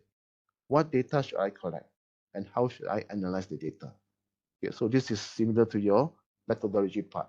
Okay, you decide what to collect, what data you want, and how to analyze. Okay, and then again, don't forget, okay, lepas saya tak tulis ni, also list out your references. Okay, kalau you rujuk balik kepada the format that we have given you, you'll find that, okay, for all three modes, okay, dia lebih kurang sama saja. It's just that the content mungkin berbeza sikit. Okay, all right. So, okay, this is what I want to be in the slides. Okay, so there are three types of case study. Okay, so as defined by STIC. So the first type is known as an intrinsic study. So an intrinsic study is when you study one case sahaja or one person sahaja. Okay, so that might be a very interesting case or unique case. Okay, kalau you ada case macam tu, then one case is enough. And even kalau dia melibatkan seorang saja pun, okay, or one event, it's enough because the case yang unique dan and are of great interest. Okay, contohnya you may want to study how one person, okay, in the hospital with COVID-19 managed to survive. Okay, masuk ICU, yang lain tu tenat dan so on, tapi dia okay saja. Okay, so that's interesting. Kenapa daripada ramai-ramai yang masuk hospital, okay, dia saja seorang yang okay. So you may want to know what are the factors. Adakah cara pemakanan dia ke, or is it something to do with his body? Maybe he has a stronger immune system, or is it something, or is it his lifestyle and so on. Okay, so you may want to know that. Okay, so the next level is instrumental study. Okay, so this one involve many more people. Okay, so more people, and it provides insight into issue problem to refine a theory. Okay, so you have a case that, okay, yang melibatkan lebih ramai orang. Contohnya, a case study of perception of parents towards COVID-19 vaccine. Okay, so you may want to know how parents feel about vaccinating their children with the COVID-19 vaccine. Okay, apa kesannya and so on. Kenapa certain parents reject, kenapa certain parents accept. Okay, so what are the factors that leads to the division in the acceptance for COVID-19. So this will require you to set up a case study with many more people.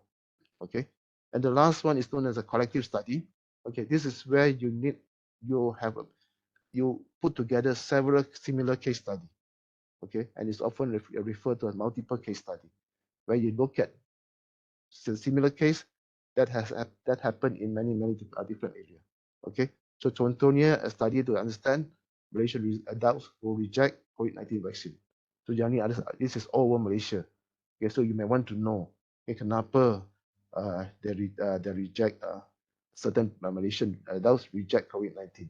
Is there a difference between the percentage of adults in the city, urban, okay, and percentage of adult in the kampung, rural?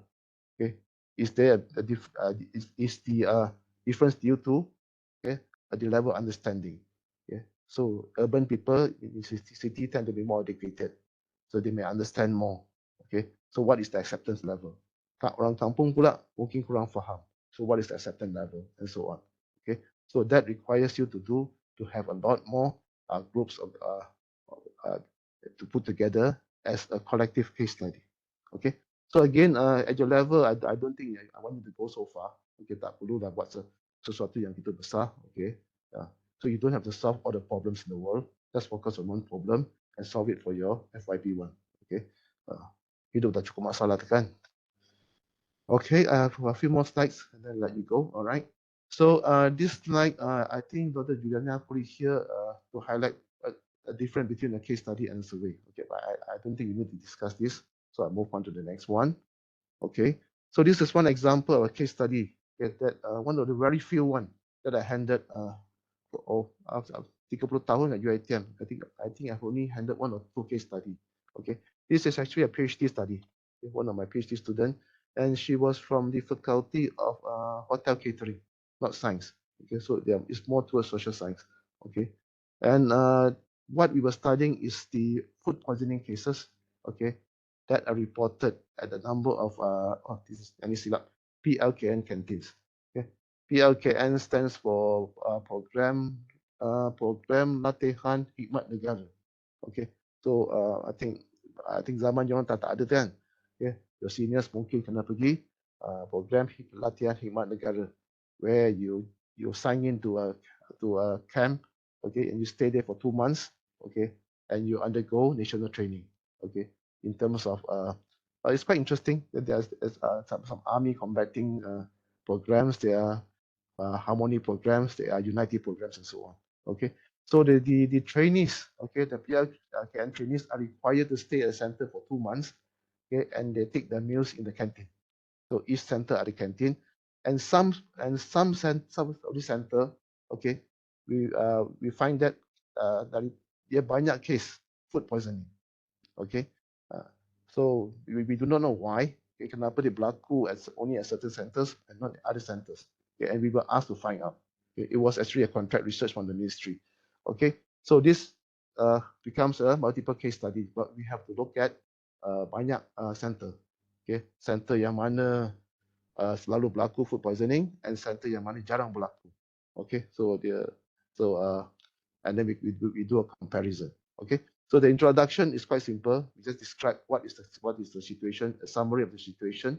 Okay, and we state that we are doing a multiple case study. Okay, what I'm showing you here has been greatly simplified. Okay, so dia PhD level, so ayat dia tinggi sikit, so saya cuba pemudahkan. Okay, so to a language that is easily understandable at your level. Okay, so it's not exactly what is written in the thesis. Tapi tak apa, I think we can use this as an example. Okay, so after writing the introduction, then we write the problem statement. Okay, what is our problem here? Okay, our problem is that okay, berlakunya food poisoning pada beberapa pusat PLKN. Okay, so and we do know why. We do not know why. The factors that lead to these frequent cases of food poisoning are not known.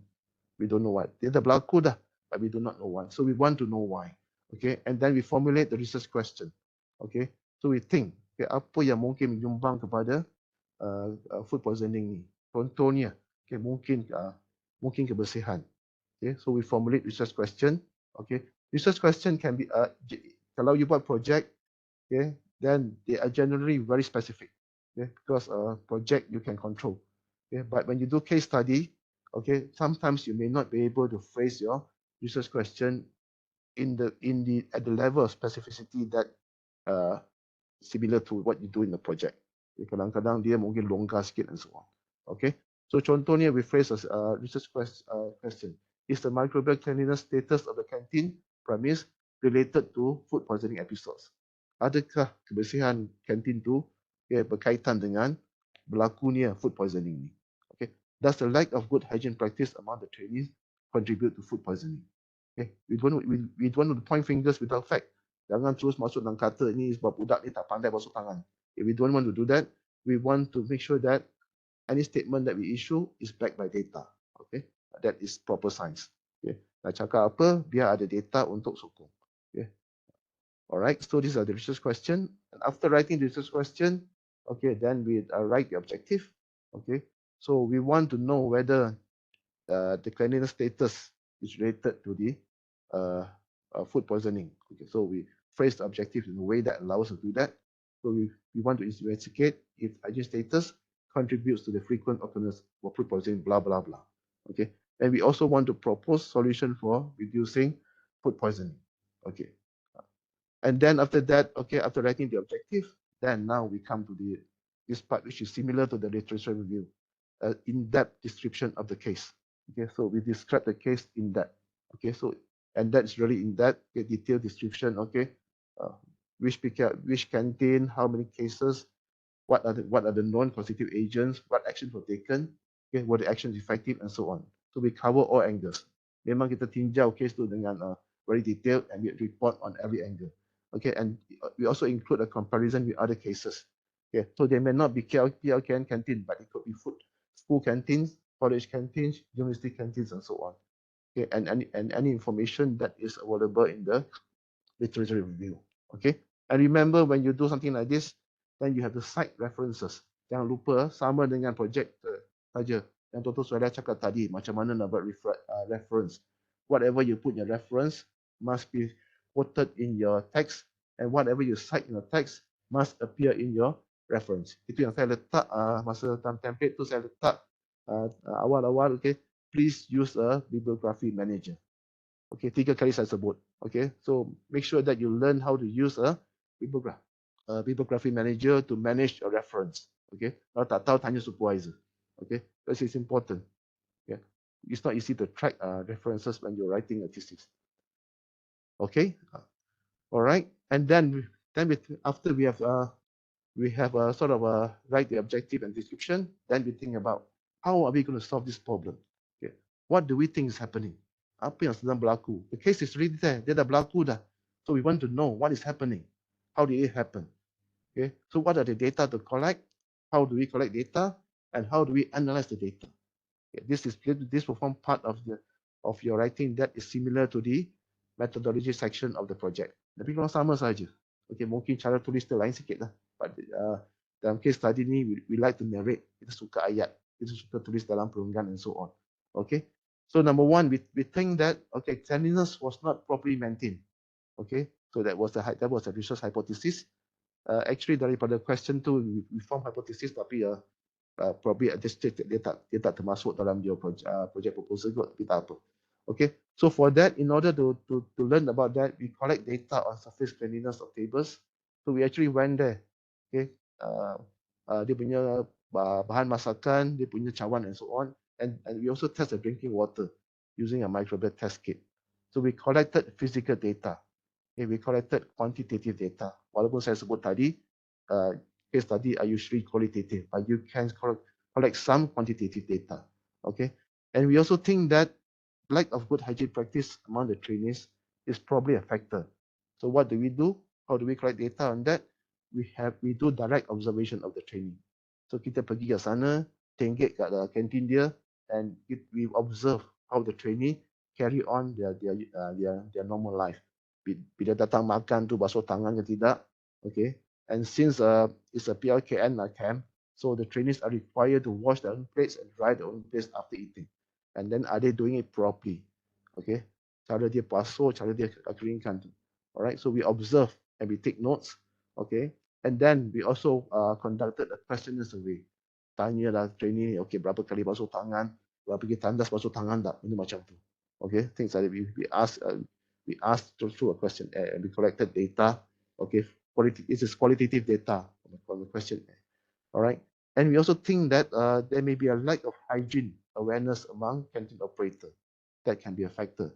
And how do we do that? Among the methods that we use, okay, we interview the operators. Okay, panggil seorang-seorang, okay, bagi jemput nak makan nasi lemak ke teh tarik ke, and then slowly talk to them. Okay, this is a bit tricky because you have to be careful how you ask the question. Nanti marah dia pula. Okay, dia kata saya ni tak motor ke, nanti marah pula nanti. Okay, so we conducted interviews. Okay, and we collected all these transcripts. Okay, and come back and analyze. Banyak data tu, okay, berbandel-bandel, okay, including recording and so on. So this is how you collect data in a case study. Okay. I'm not saying that you have to do all this. Okay, remember, this is a PhD study. Okay, but this will give you an idea on what you can do. Okay, you can certainly discuss your support. So what are the correct methods of doing your case study if you're interested to do a case study? Okay, just 1 or 2 more slides. So bear with me. Okay, and based on the findings, okay, all right, after going through all the data, okay, these are some of the proposed solutions. Banyak lagi. Okay, but these are some of the specific areas that we think they can improve. Okay, and we forwarded the solution to them, and I think after that the situation improved a lot. Okay, so we suggest that okay they have a proper washing and drying area. Sebab nampak dia basuh okay, drying okay, tapi tempat tak cukup. Okay, so the next person to wash the plate were actually contaminating the plate yang tengah dry tu. Okay, that was one of the problem. Drinking water was not changed regularly. Kadang-kadang air dalam teko tu dah seminggu. Okay, and knife that were used to cut meat were also used to cut vegetables without washing. So benda macam tu yang kita tegur lah. Okay, we think that those are things that can contribute to the food poisoning and so on. So banyak. Okay, and in the end we also suggest that the canteen operators should attend a food safety course every year. Marah dia tapi tak apalah. Okay, apa yang kita cakap tu is based on data. Okay, tak apa. Memang dia marah ke kita. Kenapa suruh dia pergi kursus setiap tahun pula tu. Dia kacau je. Okay. Prof Faiz ni tak kerja lain katanya. Okay, but that is the what you call it, the how a case study can be conducted. Okay, there are the other options, but in general these are the general steps. Okay, so other examples, okay, that I have been involved with things like so we had a study from a student, master student. This is IUM. Okay, so she wanted to know genetically modified food considered halal from a Sharia point of view. Again, this is something that you cannot design experiment to test. Okay, so what we do, we did experts consultation, we talk to experts, okay, and we review the literature. Okay, what is stated in the literature, okay, and from there you can come to a conclusion. Okay, so what is your stand? Okay, kadang-kadang there's no clear answer, there's no black or white, but a lot of shades of gray in between. Okay, and then controlling what is the acceptance level towards genetic modified organism among the Malaysian population. Okay, do Malaysians generally accept consumption of genetic modified food? Okay, so again, this is something that you cannot do an experiment. You tak boleh pergi ke sana and tell people, okay, you mesti makan GMO, you jangan makan GMO. Saya nak buat perbandingan. You can't do that. Okay, so again, how do we collect data? We did group interviews. Okay, get people to come to a group interviews. We did survey. Okay, and we did public consultation. Okay, we talk to the public. Okay, pergi kat shopping mall.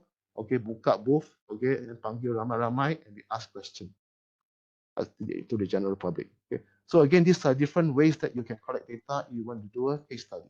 Okay, but again, don't worry too much. I'm just pointing out examples. Okay, you may not have to go so far. You may not have to do so much. You definitely don't need to do so much because it's only 2 credit hours. Yeah, for this semester, just write a proposal that is acceptable. Okay, I'm just pointing out examples so that it's easy to guide you to understand. Okay, and further examples you can look at the internet. Okay, so as I said, the trend now is to is research question driven. So benda yang driven by research question, and then from there you select a case study. Okay, these are just some of the examples that you can use. Okay, you want to, for example, the first one is very scientific. Okay, what are the ecological effects of wolf introduction? Okay, this is quite scientific. Okay, and number 4 is quite scientific. What are the main advantages and disadvantages of wind farm? Okay, so you can choose a case study. Okay, collect data to answer this question. Okay, all right.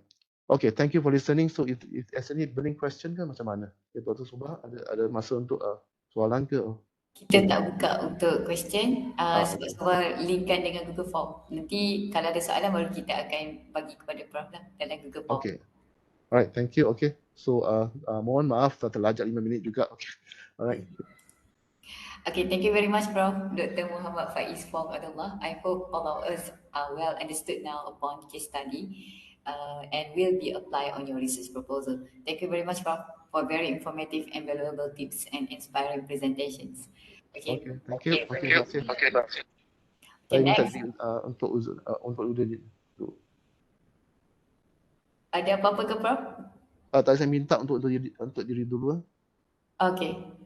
Thank you. Thank you very much, Prof. Okay, next, we are also pleasant to have Dr. Siti Hasnah Kamaluddin as our third speaker today to present her talk entitled How to Make a Good Research Review Proposal. Without further ado, I would like to welcome Dr. Siti Hasnah to deliver the presentation. Okay, I try to share first to see whether everyone can see my slide. So everyone, can you see it? Okay. Hold for a moment Dia macam ada delay sikit. Sorry. Dekat my screen. Okay. Alright. Bismillahirrahmanirrahim. Allahumma salli ala Sayyidina Muhammad. Okay, wa ala ali Sayyidina Muhammad. Rabbi shrah li sadri wa yassir li amri wahlul 'uqdatam min lisani yafqahu qawli. Alhamdulillah, all praises are to Allah, the Merciful, the All Beneficent, by whose gracings and blessings have enabled us to gather here for the webinar sharing. And basically, I hope that everyone still with us today. Maknanya hopefully everyone masih tak lemau lagi ya. Hopefully tak lemau lagi.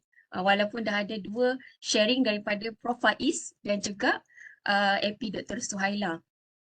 So first of all, I would like to express my gratitude of thanks to technologist Dr. Sobah Ahmad, okay, for actually inviting me to be one of the speaker for this webinar sharing. And if there is any participants whom are outside from UiTM, please welcome as well. And actually, for your information, just to let you know, Dr. Sobah Ahmad, she is actually my close colleague under the SCAME School, PPTI in this FSG. And Alhamdulillah, I'm honored.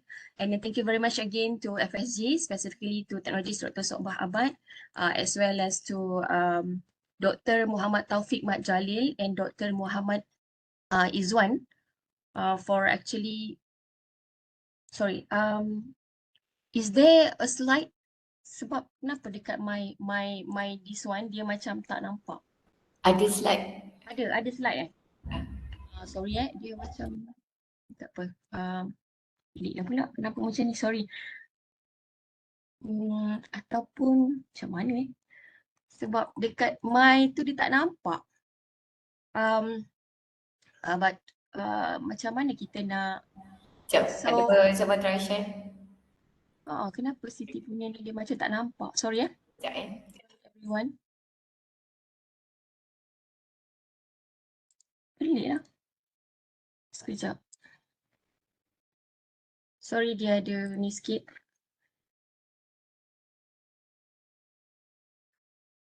Ke I have to stop ke macam mana?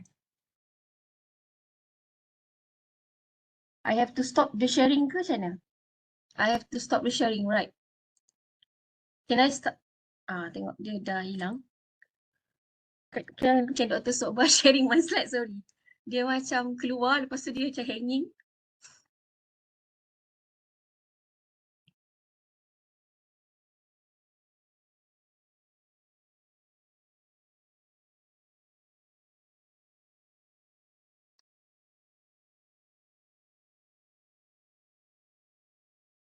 Everyone okay? Sorry ada technical issues. Alright, okay. Thank you very much, technologist Dr. Sobah. And again, I want to repeat again. Okay, thank you very much. Okay, bear with me.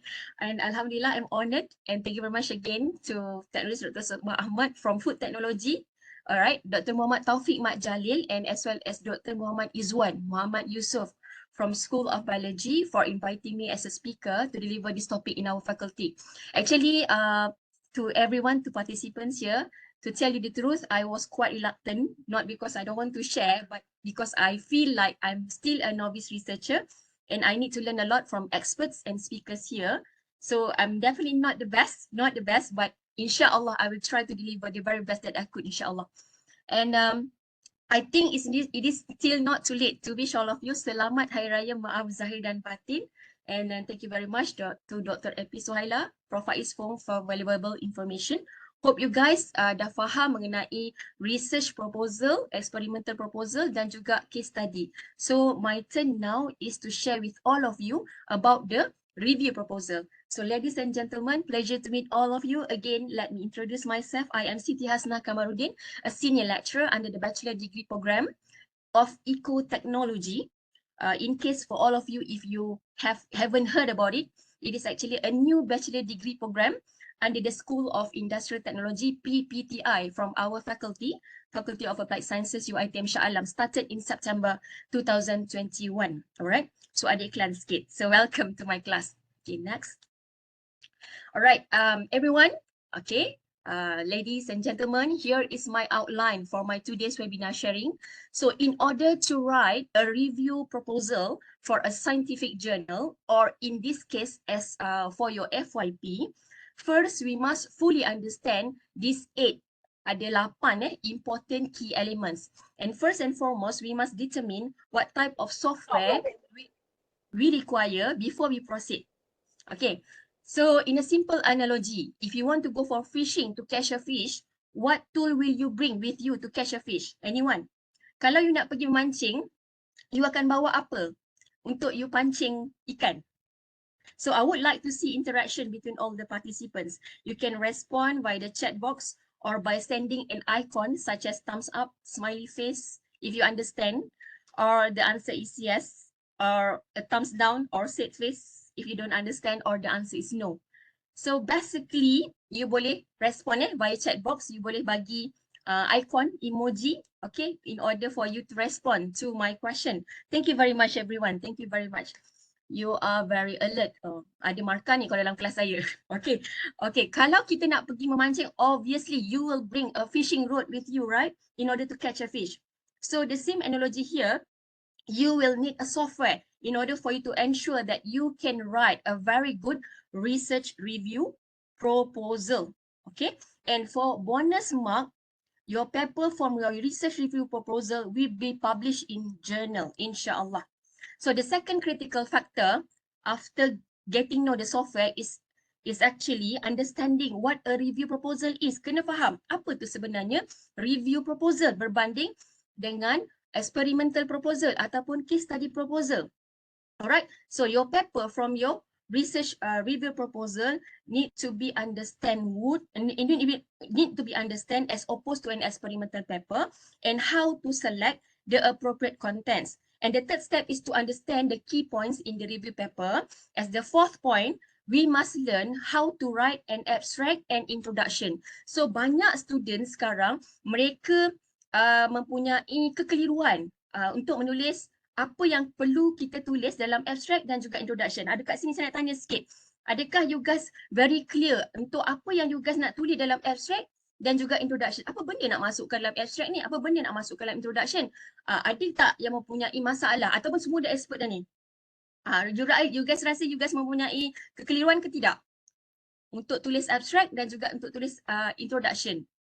Can someone respond? Boleh tulis dalam chat box ataupun boleh bagi icon. Kan? Alright. So basically I feel like when I was a student, I'm not, nampak muka sedih tu kan. Lepas tu ada pula kura-kura. So maknanya slow kan. Macam kita tahu ke tak tahu ni apa benda nak masukkan ni. So that's why I am here to share with you what are the important elements to be put in the abstract as well as introduction. Allah sayang, jangan sedih sangat, saya akan share lepas ni. Alright.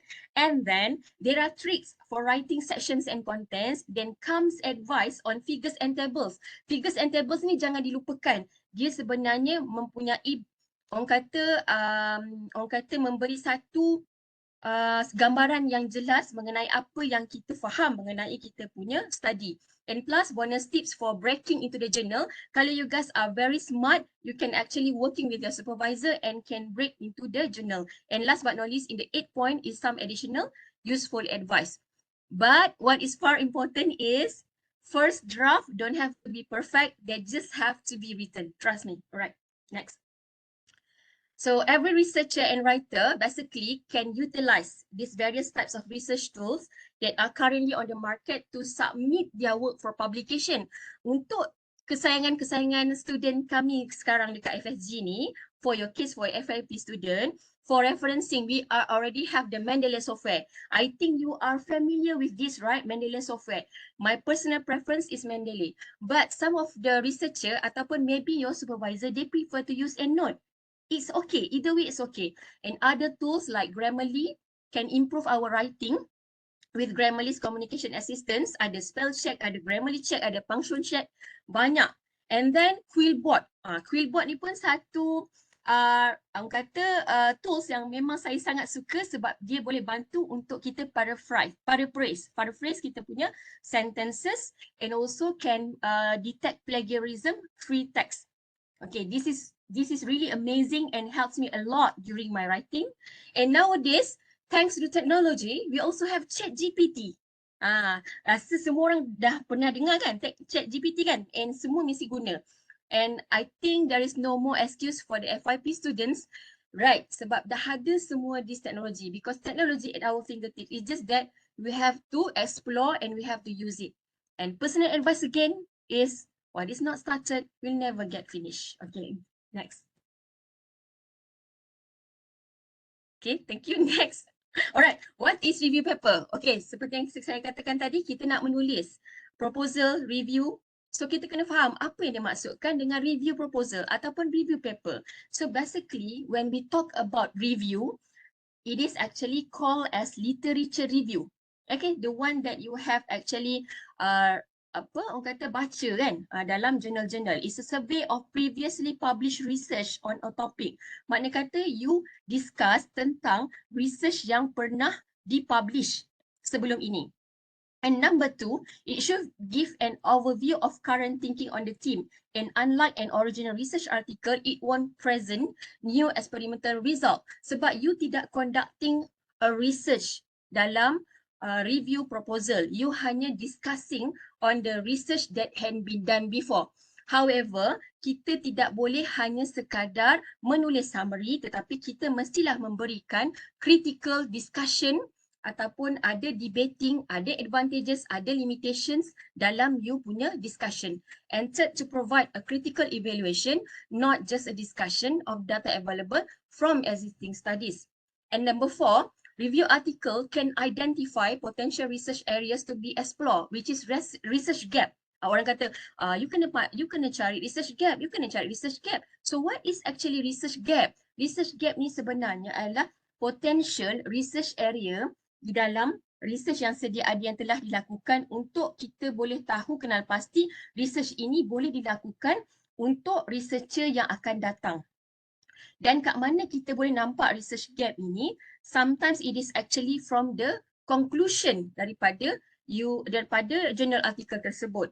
Okay? And as a personal advice again, you should aim to write a review that leaves a clear impression of what is well understood from previously published research studies and what still remains a mystery to be solved, which is research gap. Maknanya kata dia kena ada combination dua sayang-sayang.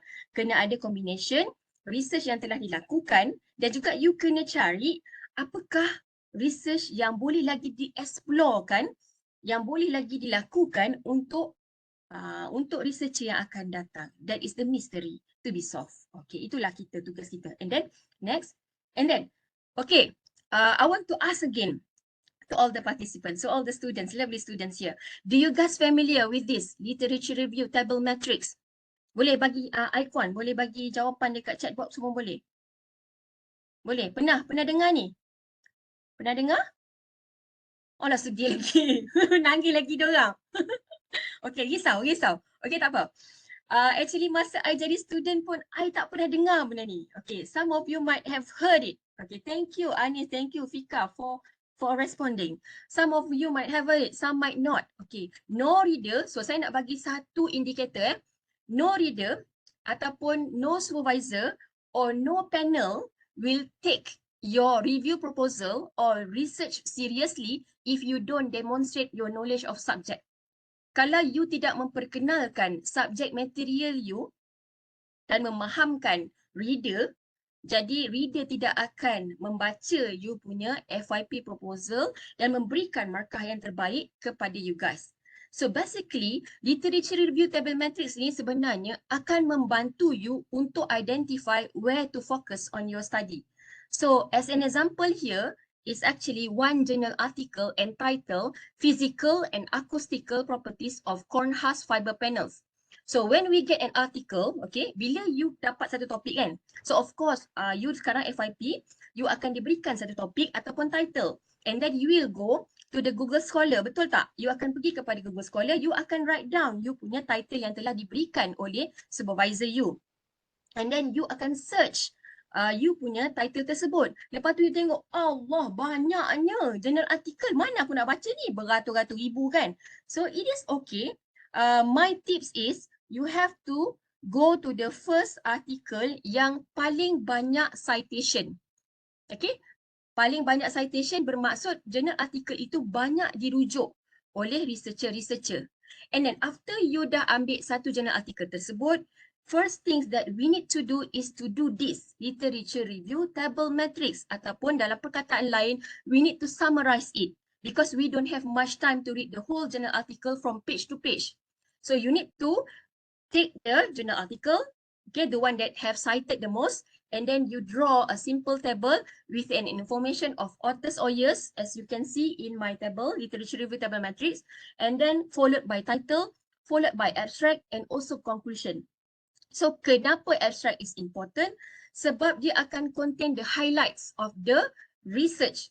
Bermaksud dalam abstract tu, dia ada terkandung objektif, materials used, methods used, main findings ataupun main result. Okey, sayang-sayang kita tak boleh tulis semua result dalam abstract. Kita hanya perlu letak main findings ataupun result yang paling significant dalam kita punya abstract, as well as column conclusion. So kalau you tengok dalam contoh ni, in the column of conclusion, we can sometimes find the future recommendation. Ada dalam research journal artikel, mereka akan tulis future recommendation. So this is very important in order for you to know this is actually the research gap. Dia bagi you idea. So sebenarnya dalam future recommendation, inilah research gapnya. Meaning what are the research areas that need to be explored in the future. So simply said, future recommendation will be a research gap, potential areas that need to be explored. Alright? So nanti slide ni I akan share, nanti you guys tengok. Okay? Next. So here, key things to consider when writing a review paper and what to aim. Apa benda yang kita kena tengok apabila kita buat review paper ataupun review proposal, dan apa yang kita nak aim.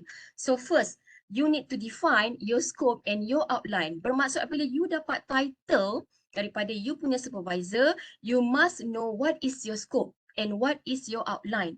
So in other words, define the scope of your review article and the research question you will be answering. So apa tu research question? Nanti saya akan share selepas ni. And it may be necessary to focus on recent advances if the field that well established related much to your research profile and current research. Kedua, dia mesti ada critical discussion, as I've said, not just a summary sayang-sayang, tapi you kena ada critical discussion. Meaning if there is a contradictory research in your area of focus, bermaksud contoh, Dr. Sokbah Ahmad, dia lakukan satu research, research berkenaan dengan antimicrobial packaging. Okay, alright. And then melalui data dia, contohnya jumlah antimicrobial tu banyak. Tetapi apabila saya melakukan research pada area yang sama dengan Dr. Sokbah, tetapi saya punya jumlah antimicrobial saya tu rendah. So bermaksud you guys kena ceritakan debate, okay, between research Dr. Sokbah dengan Dr. Siti ni. So make sure to include an element of debate or discussion and present both sides of the argument. And you can also use your review paper to resolve conflict between contradictory steps or studies. So for the tips, again, I love to give tips to my students. Please read for at least 5 to 10 review paper from your keywords or favorite journal to study the flow. Sebab kalau kita nak tulis sesuatu, kita mesti ada satu rujukan. So that's why you need to read, okay, at least 5 to 10 review paper untuk tengok how they write and how they construct the content. Sebab dalam Islam so dah masuk pula dalam agama-agama pula kan, dah jadi mood ustazah pula. So you guys know what is the first surah to have been revealed on the Holy Prophet Muhammad? Apa surah pertama yang diturunkan kepada Nabi Muhammad sallallahu alaihi wasallam? Tak tahu? Ada yang tahu tak? Boleh letak kat chat box ni. Ada tu, kita tulis. Ada. Okay, bagus. Okay, so maknanya you memang tahulah, you memang terbuktilah orang Islam. Okay, so makna kata, so the first surah kan, Sebab I takutlah sebab most of the student sekarang banyak lagi tahu K-pop song. Macam Jisoo Flower, 50-50 Cupid, New Jean Dito. Sebab saya pun tahu, semua tahu. Okay, the first revealed verse of Quran was Iqra bismi rabbikal ladzi khalaq. It means recite in the name of your Lord who created. Okay, bacalah dengan nama Tuhanmu yang menciptakan. Okay, nama pun yang first surah tu pun yang nama bacalah. So maknanya untuk semua kita-kita ni yang ada penyakit Big M, malas tu, okay, nak tak nak memang kena baca. Tak banyak mana, around 5 to review paper of important journal of our study. Alright, next. And then I've said, okay, you must read and then you must actually know your outline. Dalam erti kata lain, table of content. I always advise my FYP students or my postgraduate students to always start your writing with table of content. So this is actually the legacy that I've learned from my previous PhD supervisor, and why it is important sebab you akan ada clear idea on what your research review proposal is all about. So please bear in mind that review proposal tidak sama dengan experimental proposal because we do not have specific methodology and discussion part section like research experimental proposal mode 1 tu. So the example here is taken from my FYP student review proposal. So kita boleh tengok kat sini title dia adalah Physical and Chemical Properties of Silver Nanoparticle for Antimicrobial Food Packaging Product Review. So basically bila kita tengok tajuk ni kita dah nampak dalam table of content mesti discuss berkenaan dengan antimicrobial food packaging dan mesti ada elemen physical properties and chemical properties of silver nanoparticle for antimicrobial food packaging product. Okay, I hope that you are clear. You can actually tengoklah benda ni nanti selepas habis sharing ni nanti ya. Alright, and then next. Okay, now comes to the abstract. Okay, what in abstract? What is an abstract? Sorry, meaning you have to always believe in yourself. Okay, you kena percaya diri you boleh tulis ni And what are the tips to write an abstract? First, you have to draft the abstract after you have finished the article. Ramai yang menulis untuk permulaan. Sebenarnya sebenar-benarnya yang betul adalah kita harus menulis abstract selepas kita dah habis kita punya pencarian artikel tersebut. Sebab dia adalah merujuk kepada summary. And then you need to provide a clear and comprehensive summary of the content of the paper. You need to construct a simple, descriptive, accurate, containing all the important key terms and phrases that relate to the topic, theme or argument. And you kena selalu bersoal dengan diri you. You need to have a very high curiosity. Am I answering the title of the paper? Bila you ada dapat satu title tu, title of your review proposal, you kena check. Adakah saya dah menjawab semua-semua ini? So as I've said, this is the important key element dalam abstract. Abstract kena ada introduction, abstract kena ada issues or challenges, kena ada strategy or arguments, kena ada objective of the paper. So, I akan tunjuk apa sentence-sentence contoh dalam setiap elements ini. And you need to revise the abstract every time you revise your article. Okay, next. Right, next is, okay, as I said, this is the example of the abstract. Sebab ramai yang tak faham ataupun masih lagi keliru. Bukan tak faham, dia orang keliru. Sebenarnya dia orang tahu, tapi what need to be put or what need to be right dalam abstract. So, this is the example. The title of the paper ataupun ni dalam satu journal and then this is the review journal, The Frontiers of the Functionalized Graphene Based Nanocomposites as Chemical Sensors. So this is my field actually. Tapi kalau kita baca title tu macam blur kan, macam apa benda ni, macam faham sangat. Tapi kita akan slowly go into the important element. So for the introduction part, in the introduction session, sebab dia cerita punya title tu pun dah nampak graphene based on the composite. So you need to explain what is graphene is all about. Okay, itu dalam introduction part. And then lepas tu you kena tengok the issues ataupun challenges. So dalam issues and challenges, you need to actually explain what makes graphene can be chemical sensor. Sebab itu tajuk dia dekat atas tu. Graphene as chemical sensor. Apa yang membolehkan graphene ni jadi chemical sensor? Kemudian number 3, strategy ataupun argument, followed by the strategy ataupun argument. Apa dia punya advantages, apa dia punya limitation. And then penutup dia mestilah ditutup ataupun close with objective of the paper. Okay, kenapa pentingnya you lakukan review proposal ini? Okay, next example. So another example here, ini lebih direct and saya rasa lebih mudah difahami. It's the title of the paper, A Review on Natural Fiber Reinforced Polymer Composites for Bulletproof and Ballistic Application. So sebenarnya untuk pengetahuan you guys, kalau you guys bukanlah bidang ini, sebenarnya ialah satu review berkenaan dengan penggunaan Natural Fiber Reinforced Polymer Composite, komposit yang daripada gabungan polimer dan juga plant tumbuhan untuk kegunaan bulletproof dan juga ballistic.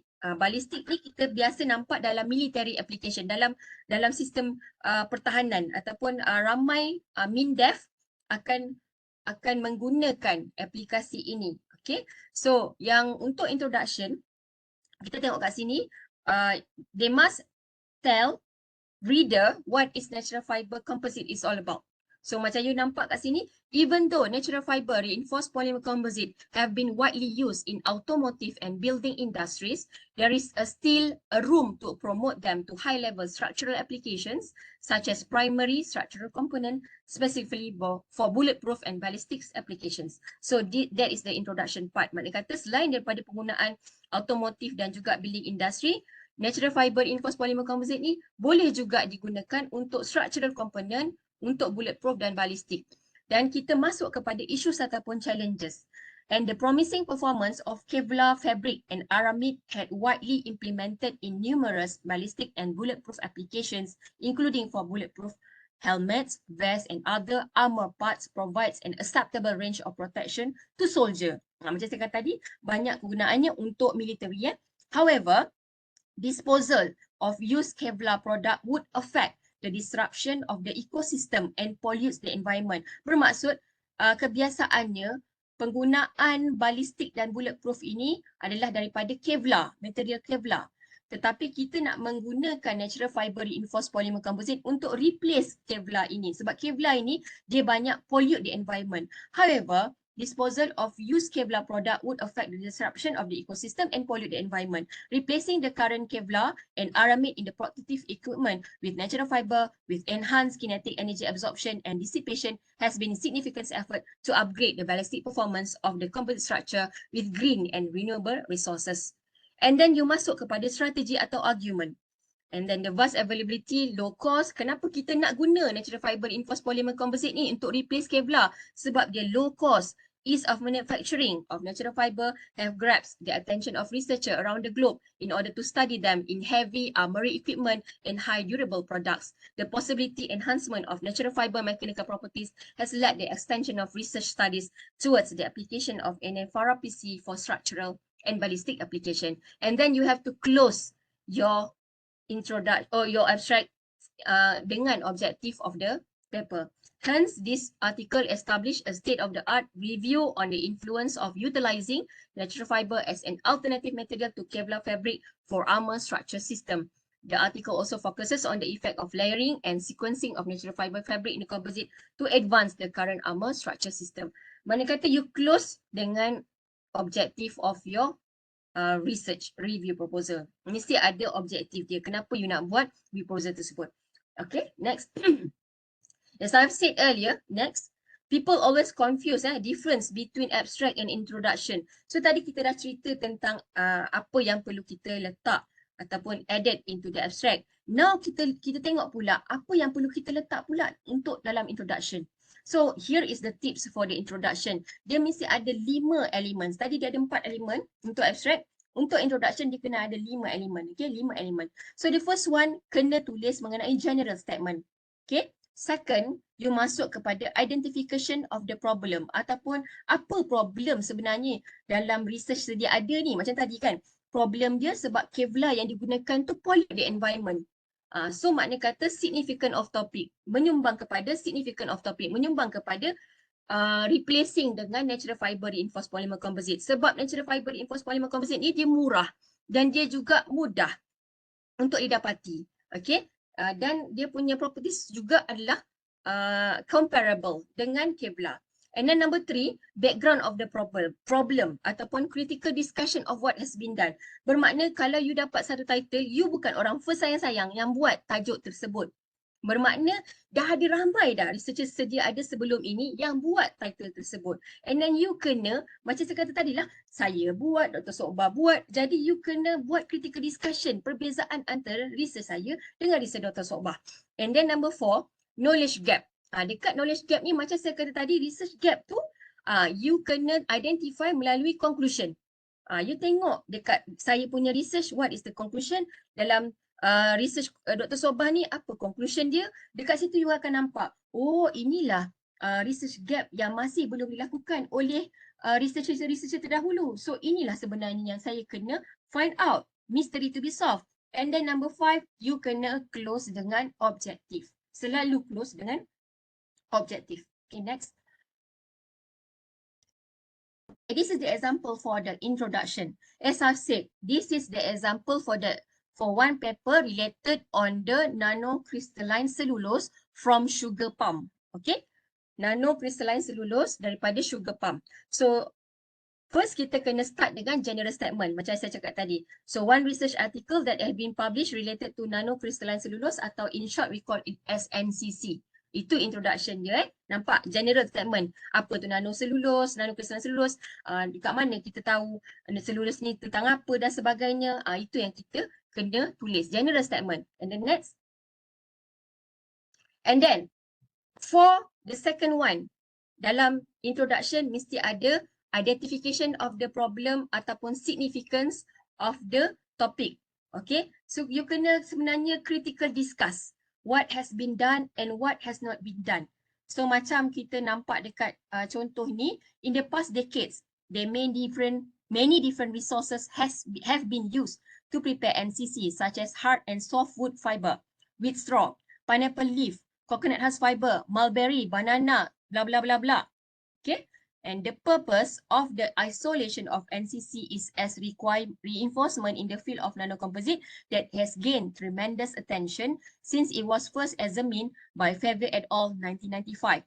Yang dekat sini lah yang kita kena nampak dia punya key idea ataupun sentence dia. However, sebab dah banyak orang buat research dah mengenai nanocrystalline cellulose ni. However, yang bawah tu, no studies on the production, composition or properties of natural nanocrystalline cellulose fiber from sugar palm fiber have been found in the literature. Bermaksud banyak dah cerita mengenai NCC ni daripada pelbagai jenis plant fiber. Tetapi tidak ada satu pun menceritakan mengenai NCC ini isolate daripada sugar palm fiber. Okay, next. Okay, and then we look into after that, okay, you kena write a related subject of your research. Macam dalam hal ni, sebab tadi kan tak ada lagi orang lakukan dalam sugar palm fiber, so kita ceritalah mengenai sugar palm tersebut. So sugar palm tree is blah blah blah blah. Okay, next. Okay, and then kat sinilah yang bestnya, okay, you can find a knowledge gap. To the best of our knowledge, no study on sugar palm nanocrystalline cellulose has been found in the literature. Thus, masuk dalam objektif ni, the aim of the current study was to extract and characterize nanocrystalline cellulose from sugar palm fiber. Nampak tak kat sini, nampak lebih clear? And then comes to the objective. In this paper, cellulose and NCC were extracted from sugar palm fiber by chemical and mechanical methods. The effect of different chemical treatment on sugar palm fiber were investigated by determining their chemical composition, tapi standard TGA, blah blah blah blah. Okay, so sekarang ni saya harap you guys ada dah idea apa yang patut dimasukkan dalam abstract dan apa yang patut dimasukkan dalam you punya introduction. Okay, boleh? Boleh? Hopefully everyone is okay. And then macam saya cakap tadi, for those who do not know, research question is actually one of the important element as well dalam FYP. Okay, dalam research question sebenarnya ada pemarkahan, rubrik pemarkahan untuk research question. So macam kat sini, the example here for the topic is the plastic bottle. Okay, dia ada satu topiknya adalah plastic bottle. So what is the kind of the research question that you have to create? Okay, sorry ada iklan jap. Okay. So you kena kenal pasti apa jenis-jenis soalan yang berpadanan dengan topik you. So dalam soalan bermaksud dia akan merujuk kepada when. Okay, when tu bermaksud masa, time.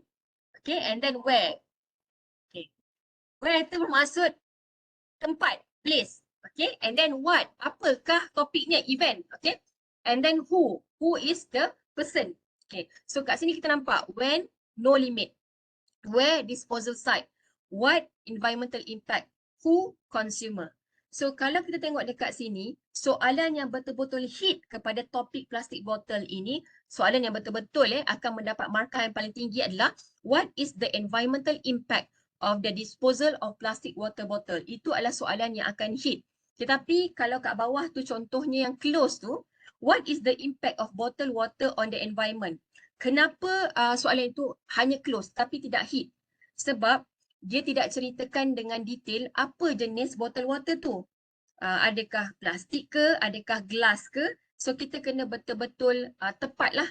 And then yang seterusnya miss. Soalan yang miss tu nampak tak? How does trash pollute the environment? So macam too broad. Jenis trash apa? Plastik botol ke? What are the kind of the trash that you have mentioned here? So you kena tulis satu research question yang betul-betul tepat dengan topik you. So another example, next. Another example, okay, this one is taken from my FYP review proposal. This is from one of my student FYP.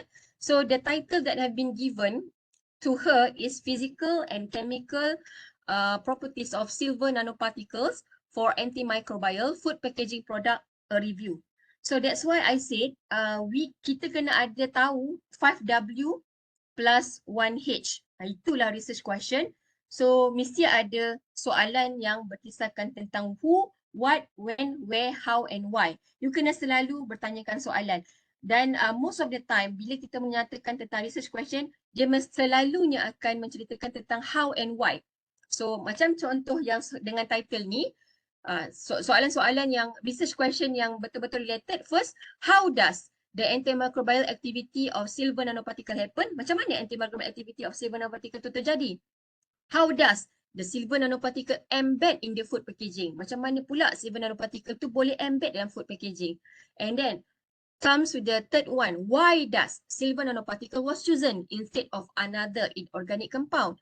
And then 4, why does silver nanoparticle was chosen instead of organic compound? Itu adalah contoh-contoh research question related kepada topik kita. The next, you kena letak tau research question ni. Okay, comes to this. I love this. I love this. Okay, this is tricks in writing sections and contents. Okay, seperti yang kita nampak dalam slide. Ni gambar apa? Hey, nasi goreng. Okay. Jadi, you guys terus lapar. Bila tengok ni kan? Sebab nak dekat pukul 12. Okay. Kenapa nampak sedap nasi goreng ni? Kenapa? Sebab hidangan ni cukup lengkap. Ada nasinya, ada mix veggie-nya, ada bawangnya, ada cilinya, ada Maggi cukup rasa. Segalanya lah kan. Lengkap dengan portion yang betul. So, sama analogi dia dengan review proposal. So, a very good review proposal, dia mesti kena ada abstract, kena ada introduction, kena ada discussion in general, kena ada discussion in specific, kena ada tables, kena ada figures, kena ada challenges in future perspective ataupun conclusion. So in other words, a suitable portion of each element is important in preparing your review manuscript ataupun review proposal. Mana kata semua elemen tu mestilah dalam portion yang betul. Macam kita nak buat nasi goreng lah kan. Takkan nak letak garam sebukit. Tak jadilah nasi goreng, jadilah nasi goreng masin macam itu. Tak ada siapa nak makan. So sama je analogi dengan kita punya review proposal. Okay, next. Okay, right. Okay, this is a story from one of the published article by my team in Royal Society Chemistry. So as you can see, the title is Nanocellulose as a Bioadsorbent for Chemical Contaminant Remediation. As we can see, okay, this is the outline. You akan nampak ada abstract, ada introduction, ada chemical contaminant, current approaches to eliminate chemical contaminant, characteristics of nanocellulose, and sampailah challenges and future direction. So you akan nampak ada discussion on minor parts as well as major parts. So kalau you tengok kan, masa our team hantar, we actually write down the total, you tengok pada total amount of page. Kalau kita nampak dekat sini, total amount of page ni berbeza before dan after paper had been accepted.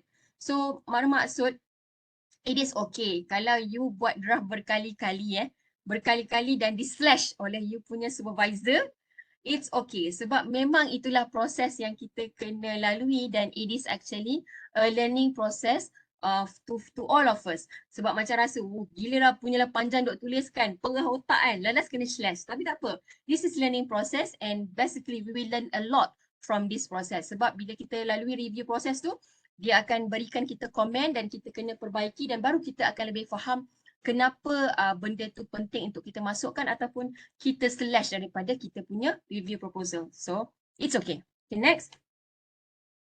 And then comes to the writing and paraphrase the discussion major section. So, dalam kita punya penulisan, kita tak boleh lari daripada paraphrase. Okay. So, the first one, we start with the brief introduction and supporting data. And then we need to discuss on the several finding. And third, provide related figures and table. So, ini ada example dia, nanocellulose as an absorbent of heavy metal. So, kalau you boleh baca nanti lepas ni. And then the tips is, you need to add the interesting figures and table. Summary of finding for this section. Makna kata, you memang kena tak boleh tidak, kalau you buat review proposal ataupun review artikel pun, kena letak gambar-gambar yang menarik perhatian reader. Sebab kita manusia, kita suka benda-benda yang cantik. Okay, okay, itulah dia. Okay, next. And then dalam penulisan, it is important to know many choices of words. Janganlah asyik duduk, this figure shows, this figure shows, this figure shows. Berapa banyak nak shows ni kan? So maknanya tukar. Jadi daripada shows tu, you bolehlah tukar these figures describes, these figures presents, macam tu. So maknanya, you boleh tengok, you boleh Google, ada common words of phrase bank. So banyak sangat, you boleh just pilih yang bersesuaian. Ini satu contoh lah. And the next. Okay, paraphrasing ni is one crucial element in writing a review proposal. Meaning we have to change the wording of a text so that it is significantly different from the original source without changing the meaning. Kita tukar perkataan tetapi kita tidak mengubah maknanya. So ada pelbagai teknik untuk paraphrase. First, kita change the vocabulary by using the synonym.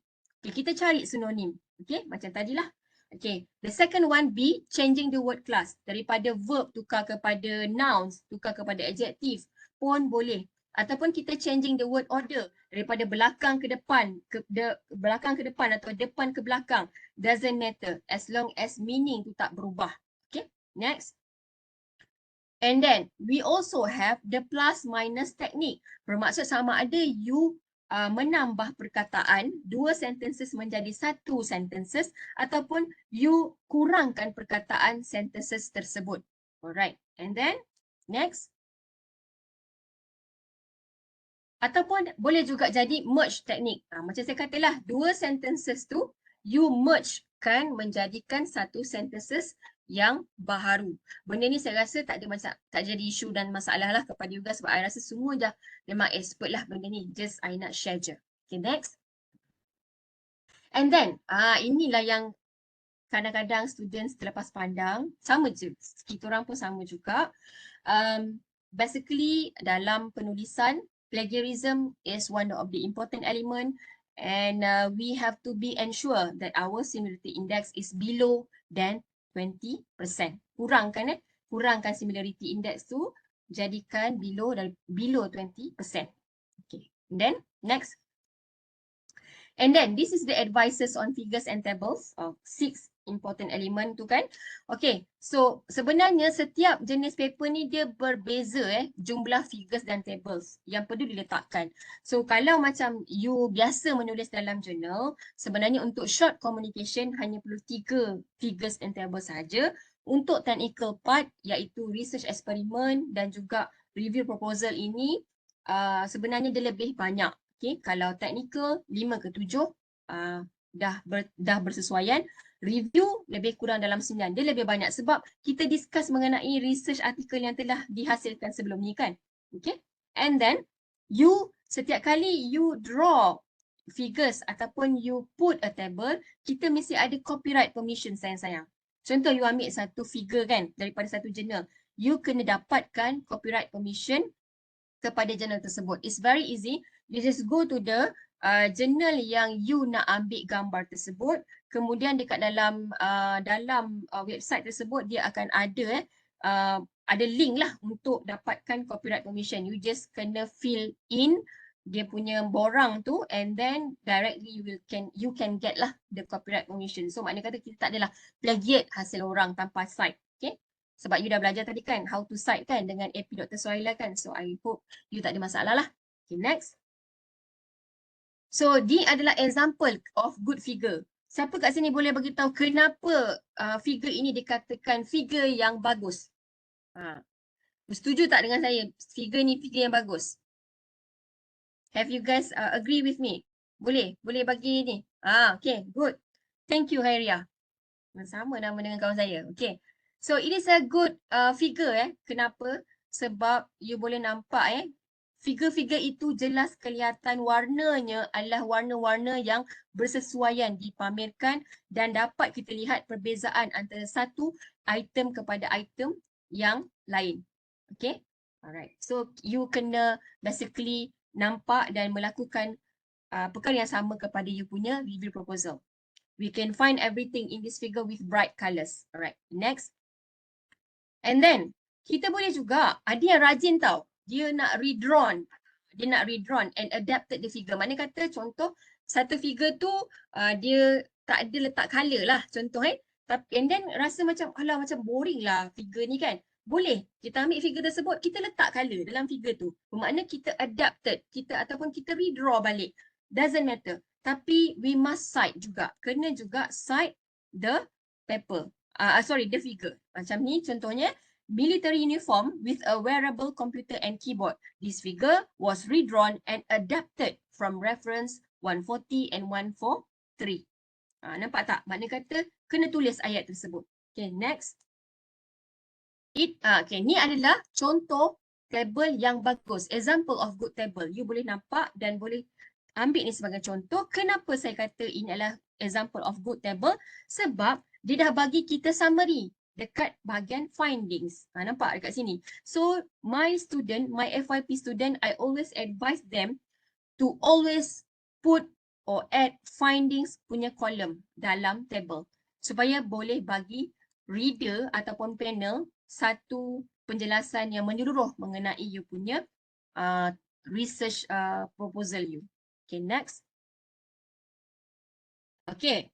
For all my lovely FYP students, here is the rubrics and grading for review report writing mode 2. Okay.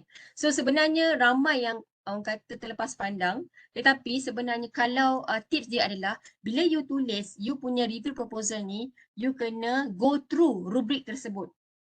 Satu-satu you go through. So macam kat sini contoh title. So macam mana kalau kita nak dapat highest mark ni? Highest mark, excellence. Dapat markah 2 ni contoh. Inilah dia punya rubrik dia. The title is focused, narrowly enough for the scope of this case study. Maknanya kata title you tu mestilah bila orang baca, orang dah tak ada nak tanya-tanya dah. Maknanya kata dia betul-betul lengkap. Macam tadilah saya buat contoh kan. Physical and chemical properties of silver nanoparticle for antimicrobial food packaging product, a review. Nampak jelas? You nak cari apa ni sebenarnya? I nak cari physical dengan chemical properties of antimicrobial food packaging. Review. Nampak jelas kat situ. Title tu sasar dapat 2 markah. Lepas tu you tengok overall structure, organization and quality. 5 markah. Kenalah well organized with clearly label heading, table if appropriate. No spelling or grammatical error. Consistent tone and proper formatting. Kena proper format. Tidak ada grammatical error. Benda-benda kecil ni yang ramai student terlepas pandang. Okay, so you kena go through lah rubrik ini. And then abstract. 5 markah. Provide a brief summary of the review question being addressed or rationale for the review and conclusion drawn. Very clear, concise and engaging. Apa maksud engaging ni sayang-sayang? Siapa boleh bagi tahu saya what is the meaning of engaging? Ada siapa-siapa yang ada idea what is engaging is all about? Boleh tahu? Tak ada yang tahu? Buat muka sedih sekejap. Ada tak ada tahu Tak ada? Okay, tak ada. Tak ada lah tu maksudnya. Okay, engaging ni bermaksud bila you tulis you punya review proposal ataupun experimental proposal tu, reader ataupun panel tu dia rasa nak baca lagi. Betul. Betul Rabbani. Thank you very much. Terus teringat apa ni tim nasyid Rabbani tu. Okay. So Rabbani betul. Dia berkesan kepada pembaca. Maknanya kata kita bila kita baca dia punya proposal tu kita rasa nak baca lagi, nak baca lagi. Itulah maknanya engaging. Kalau you dapatkan benda tu, reader rasa you terus dapat 5 markah full mark. Okay, next. Alright.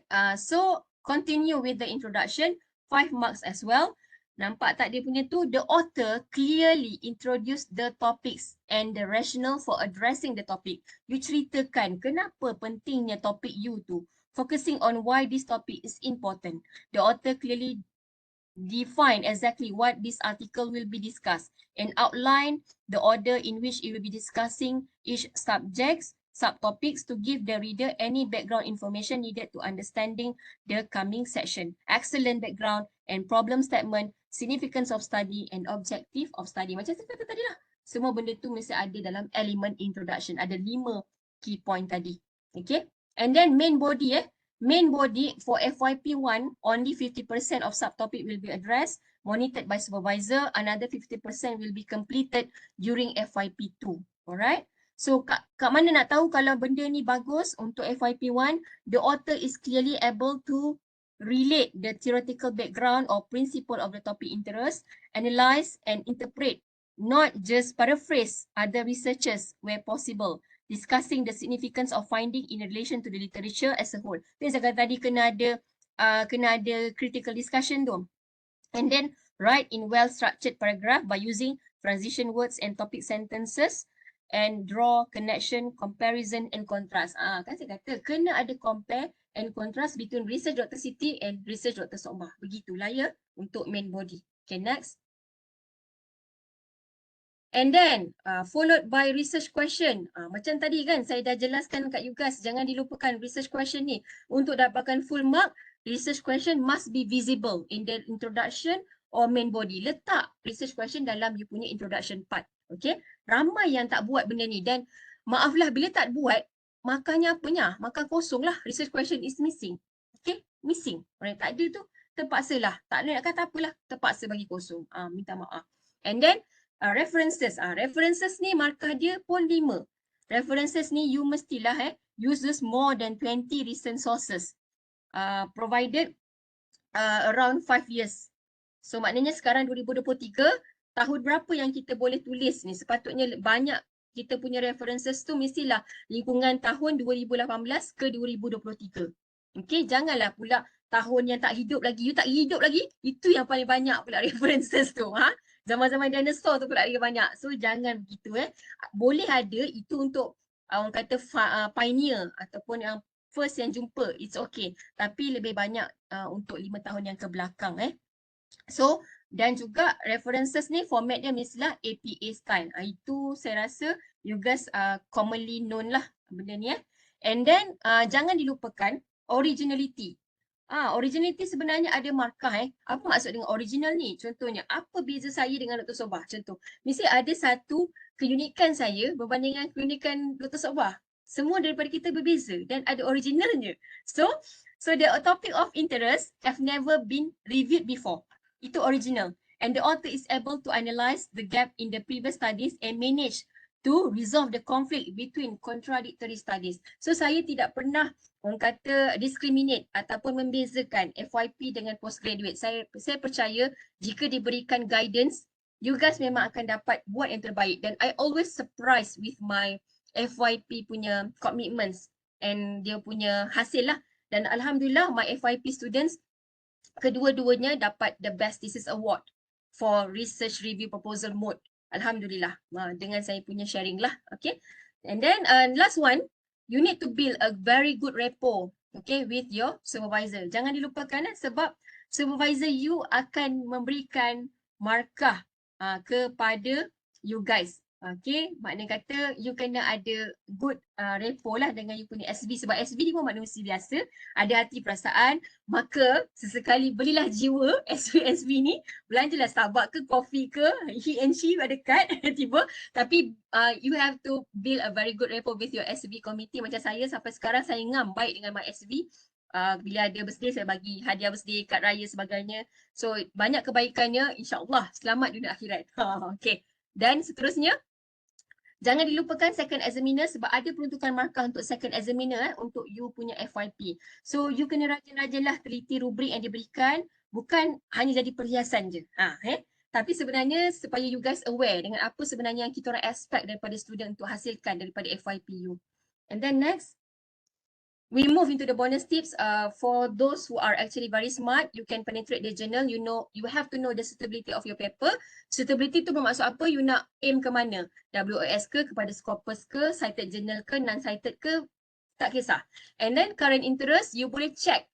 Sebenarnya you punya topik ni current in trend ke? Pergi Google, type lens.org. Lens.org. Bila you guys masuk lens.org, you akan nampak summary of published manuscript related on your field dalam book chapter, journal dan sebagainya. Dia akan bagi satu graph. Berapa banyak orang publish you punya topik dalam book chapter, dalam journal sebagainya. And then provide a letter citation of finding, and topics that rarely being discussed would be an advantage. You have to do the some search on the website. Mana topik-topik yang jarang didiscusskan akan jadi satu bonus advantage. And then next, okay, do some study about your target journal. So example, kalau you nak hantar dekat Journal of Cleaner Production, you kena tahu subject areas dia. You kena tengoklah dekat subject areas dia apa. Janganlah you nak tulis mengenai waste management tapi you hantar pada jurnal yang tak berkaitan. Kepada jurnal binatang, contoh animal. So tak berkaitan makna kata memang akan been rejected. So rajin-rajin tengok dekat website jurnal tersebut. And then next, and then you can actually add the additional section in your manuscript kalau you nak hantar paper. So antara section yang jarang didiscusskan adalah seperti contoh challenges, future perspective, economic analysis and recommendation. So kalau reviewer sebenarnya mereka ni dah dapat satu hari, kadang-kadang sampai beratus-ratus jurnal mereka kena baca dan review untuk mereka accept ke tidak paper tersebut. So kalau you letak this kind of element, bermakna reviewer ni suka, sebab sebenarnya reviewer ni dia bukan nak benda yang selalu diperkatakan, tetapi mereka nak seseorang yang boleh bagi mereka new idea. Apa benda aspek lain yang tak pernah orang bagi tahu tetapi dapat daripada you punya paper. Inilah contoh-contohnya. Economic analysis jarang diperbincangkan dalam journal artikel ataupun dalam review proposal sekalipun. Okay? And then future perspective. Makna kata kalau you tulis future perspective ni, you sebenarnya dah buat pembacaan yang menyeluruh. You dah tahu dah segala benda, aspek yang telah di-researchkan, dibuat research, kemudian you bagi tahu pula apa future yang boleh dilakukan melalui topik you tu. And then this one can be added before the conclusion section. It must be clear and concise. Avoid lengthy discussion sampai 2 ke 3 pages untuk satu-satu subtopic. And you need to refer to the several paper on how to use the discuss this section. Rajin-rajinkanlah membaca macam saya kata tadi, Iqra. Okay, and then next. Other valuable advice, you have to cite latest updates, which is recent years, 5 years back, 2018, 2023 of relevant papers. And you need to use the several developed software macam I dah share dengan you guys, ada Quillbot, Grammarly, ChatGPT kan, banyak sangat. And you, kalau dalam journal, you boleh cadangkan potential reviewer daripada references list you. You tengok dekat references yang you letak tu, tengok nama author-author tu, you boleh cadangkan author tu sebagai reviewer you. Sebab you letakkan paper dia kan. So insyaAllah dia akan memberikan komen yang bagus lah. And please follow all the journal submission requirement. Tengok format dia, tengok citation style dia macam mana, APA ke. And then kadang-kadang journal ni dia ada amount of words needed. Lepas tu dia ada separation file, kena attach apa yang perlu di-attach. Ada graphical abstract and as well highlight. Ini pun penting ya. Graphical abstract ni bermaksud abstract yang you lukis. Maknanya tadi yang kita buat abstract tu yang ada 4 important element tu, you jadikan dia sebagai satu gambar untuk mudah kepada orang reader untuk faham. Sebab kita memang suka perkara-perkara yang mudah. Nampak image, senang faham. Macam itulah. Okay, next. Okay, Alhamdulillah. Alhamdulillah. In year 2022, I have been awarded the 2021 top Q1 authors, science and technology corresponding or UITM first authors. Thank you very much to UITM and TNCPI untuk award recognition ni. Thank you very much Laili. Thank you very much everyone, Afika as well. Okay, remember, writing review proposal isn't easy as it may seem. Saya faham sebab I have been through this process. It's very tiring, struggling, sampai mental koyak, tak tidur malam. Memang macam gitu. Okay, but trust me, you will appreciate more on something which is very difficult to get. Betul tak? Bila kita susah nak dapatkan sesuatu, kita akan lebih appreciate. That's why proses ni memang bukan senang dan bukanlah susah sangat kalau kita dah tahu teknik dan tips yang diperlukan. Thank you very much everyone. Yes, difficult roads often lead to beautiful destination. Road dia memang berliku-liku dalam FYP ni, tapi saya percaya, we believe that bila you dah habis, you convo, you rasa proud, you akan rasa semua kesusahan ni akan jadi satu pengalaman yang sangat-sangat manis. Thank you very much for your responses.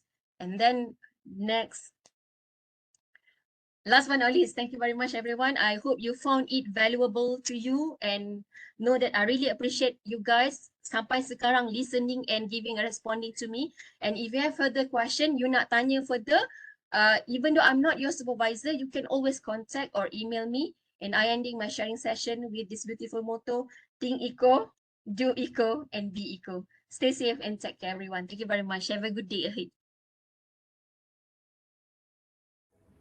Thank you very much, Dr. Siti Hasna, for your inspiring and very valuable tips to our students. Okay, so siapa-siapa yang nak contact Dr. Siti Hasna nanti boleh bagi email dan saya akan share dalam dia punya slide dalam kita punya Google Drive. Okay, thank you. So next, we move to our last sessions. Please keep your momentum on the top gear and stay focused. As I mentioned that all the coordinator has been explained according to their respective courses, that all research need to apply for ethical approval.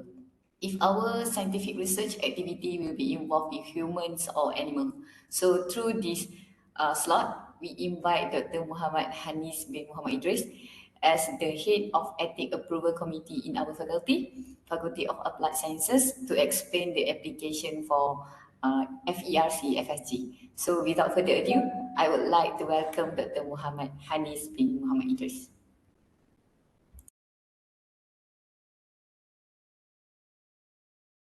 Okay, Assalamualaikum warahmatullahi wabarakatuh. Boleh dengar suara ke? Boleh Dr. Hanis. Cuma gambar saya pun tak tahu kenapa dia tak keluar. Tapi Okay, tak apa. okay, alright.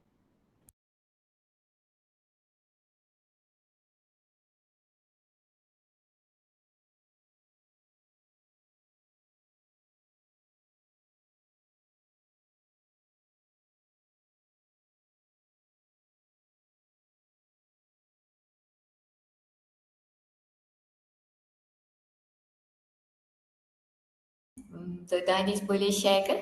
Ke nak minta saya share? Okay, boleh. Dah nampak kan? Dah keluar? Boleh. Alright. Okay, hopefully you guys still have energy to hear, to lend your ears to go on this short briefing about the ethics application. Okay, jap.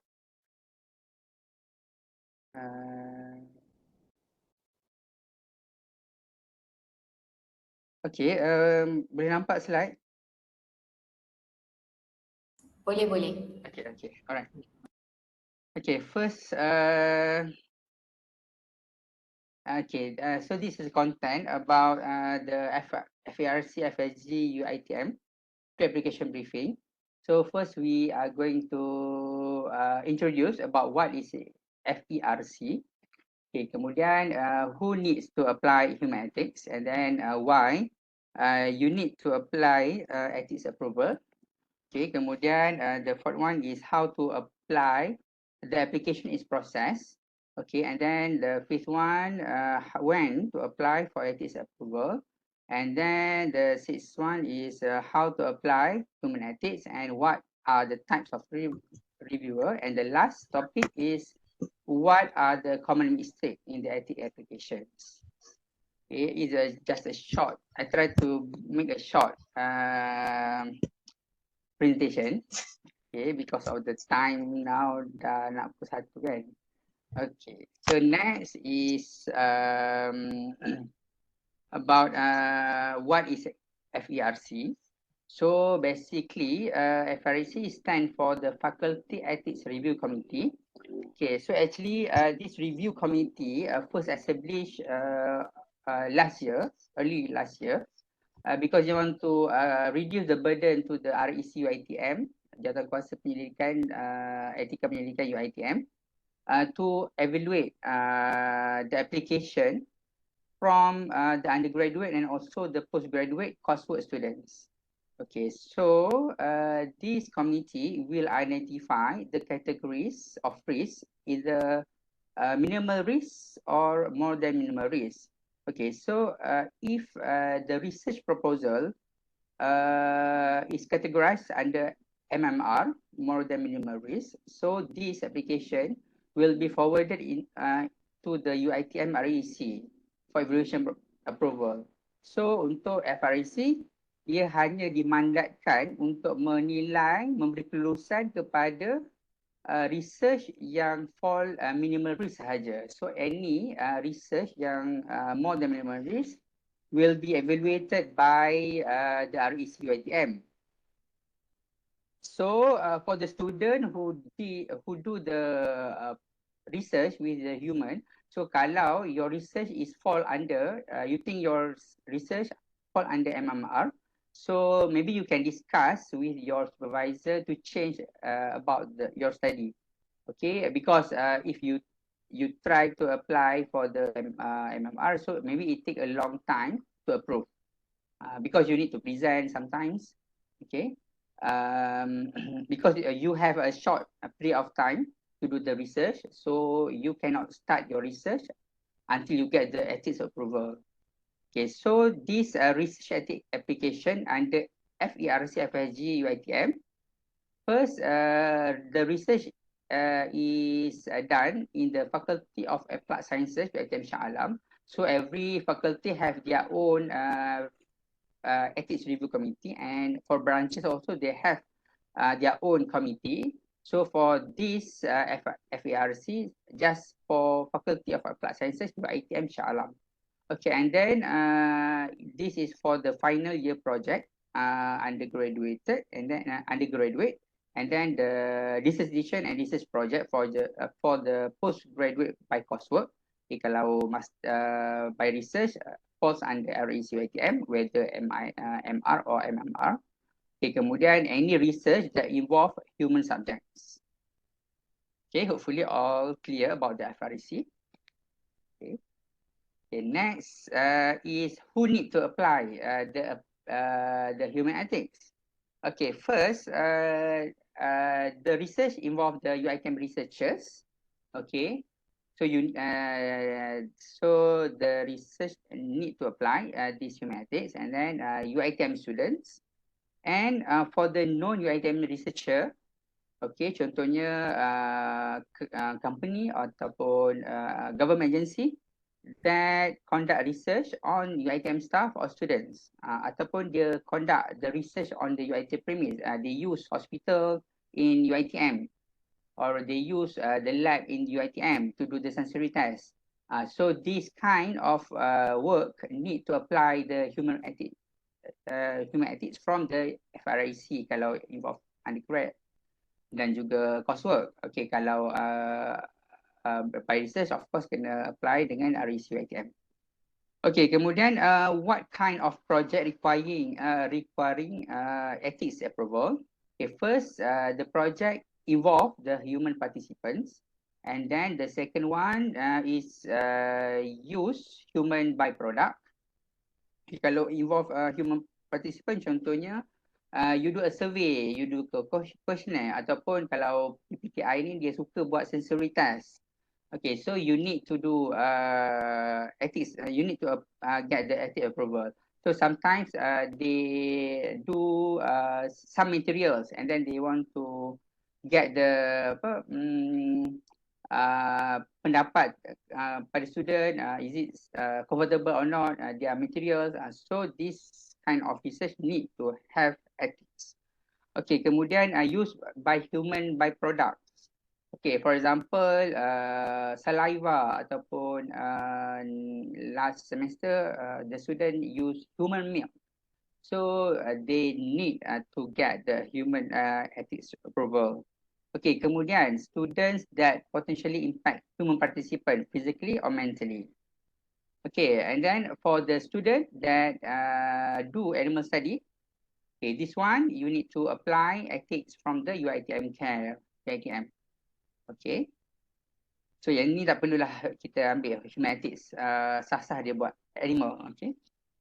Okay, so jadi kalau kemudian ada certain student, same supervisor ataupun different supervisor, they use the same samples but different kind of methods. Okay, you can combine the application, but you need to modify a little bit about your research proposal and then your research methodology. Okay, so it depends. You can, if you want to modify, so you can apply just one ethics and you can share the ethics number with your friends, or you can apply individually. Okay, because last semester we got about 48 application. Hari ni pun masih ada lagi apply ethics application. So kalau you combine, at least we can reduce the number and then we can evaluate faster your application, right? Okay, next is examples about your study to apply ethics. Okay, contoh-contoh study yang kena apply ethics. First is sensory trust for food testing on human. Okay. And then the second one, usually kita buat survey, questionnaire among students ataupun among the orang awam. Okay, contohnya last semester they have indoor air quality at the library. So this one require applied ethics. Okay, and then analysis of video and human behavior. Yang tu pun walaupun dia just take the video, but they involve the human. So this kind of work also need ethics. Okay, kemudian collection of human samples. This one of course directly involve humans. So you need to get the human ethics. Okay, kemudian retrospective studies on data from the human subject. Okay, contohnya you get the data, the previous data from the database that involve humans. So this one you require to get ethics approval. Okay. So next is so sometimes ramai juga student yang tertanya-tanya kenapa kita nak apply ethics, macam menyusahkan pula kan, jadi macam satu halang, jadi satu barrier lah kalau nak buat research, so kena apply ethics. So actually they have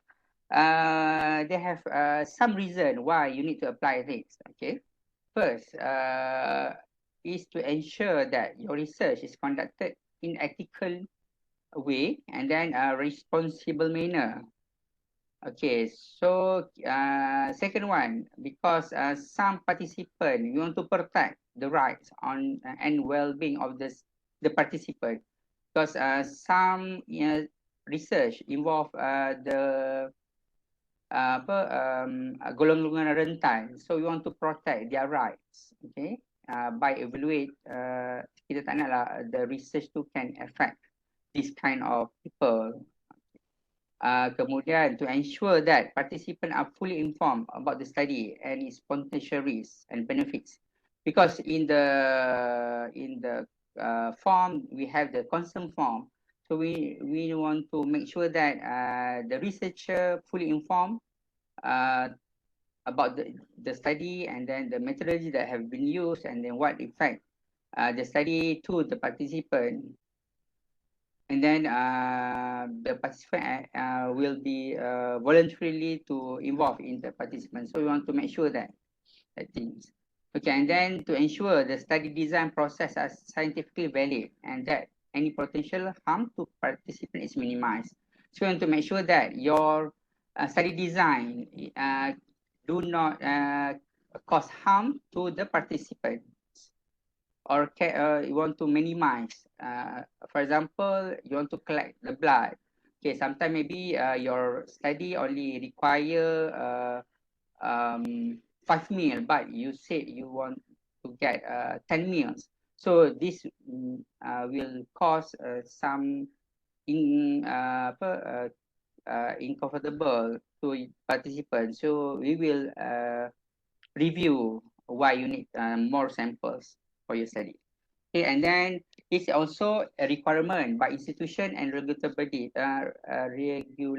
bodies to ensure that the research adhere to the ethical guidelines and principles, because for the kind of research ethics, so they have some guidelines. So you want to make sure that your research is fulfill all the guidelines from the regulatory bodies.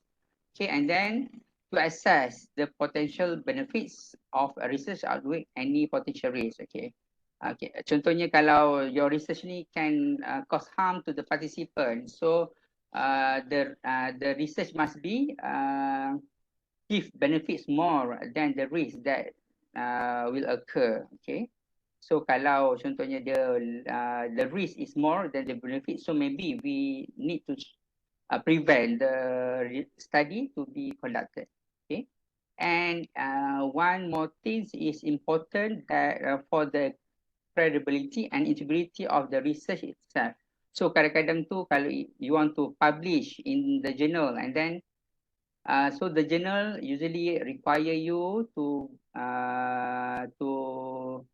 include the ethics approval. Okay, to make sure that your study betul-betul credible and have integrity. Okay, so that's why we need to apply this ethics approval. Okay. So next is when to apply for ethics approval. Okay, usually we suggest the student to apply 2 months for the data collection, or at least 1 month, because bila kita nak apply the ethics, so we have a certain process, so it may take a long time.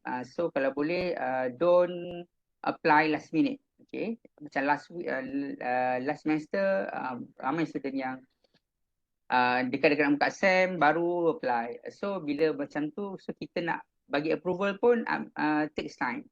So this will affect your study. Okay, hopefully you can plan your study when you want to apply for the ethics. Okay, so ethics approval must be obtained including pilot test or primary studies. So kalau you do the questionnaire, sometimes you want to validate the questionnaire before you use the questionnaire to your subject. So this one, you need to apply the ethics, okay, before you can run the pilot test. Okay, walaupun the result you will not include in your exact study, okay. And then the document to be submitted. There are few documents that you need to submit. First, yang wajib ialah ERC1. Okay, this is application form. So they have several parts that you need to fill up. Okay, and then the second one that are compulsory is ERC2. So this one is participant information sheet. So this one is consent form.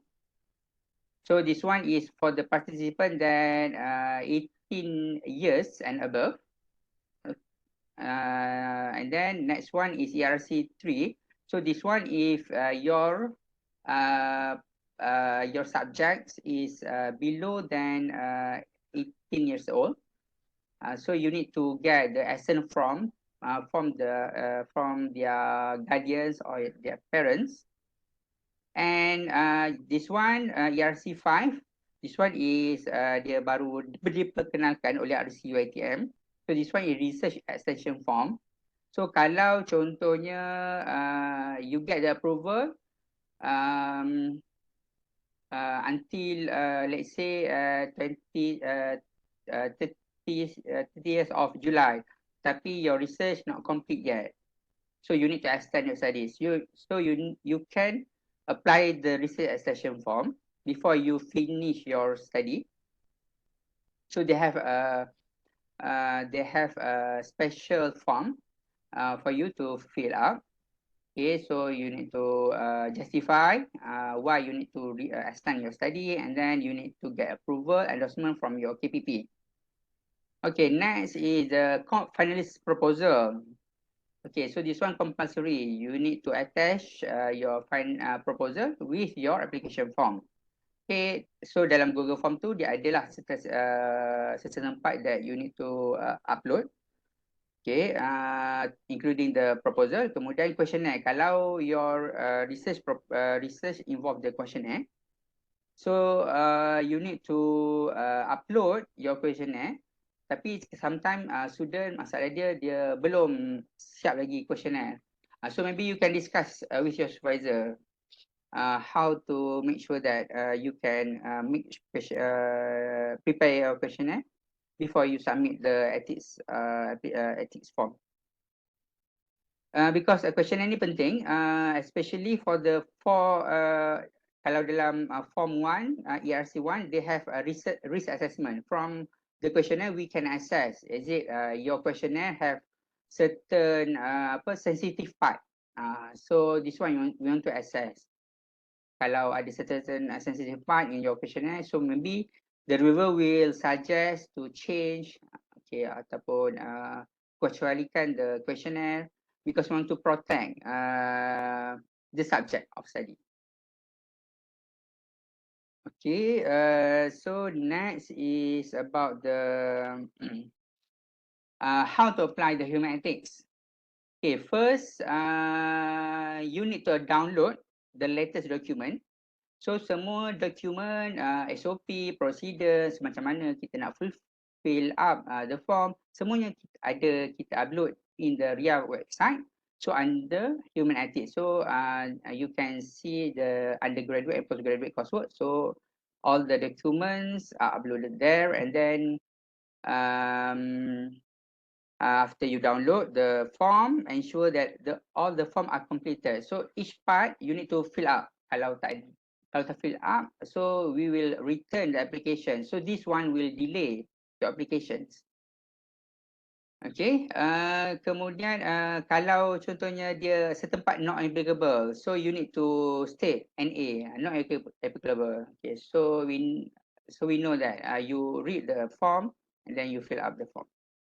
Okay, kemudian after you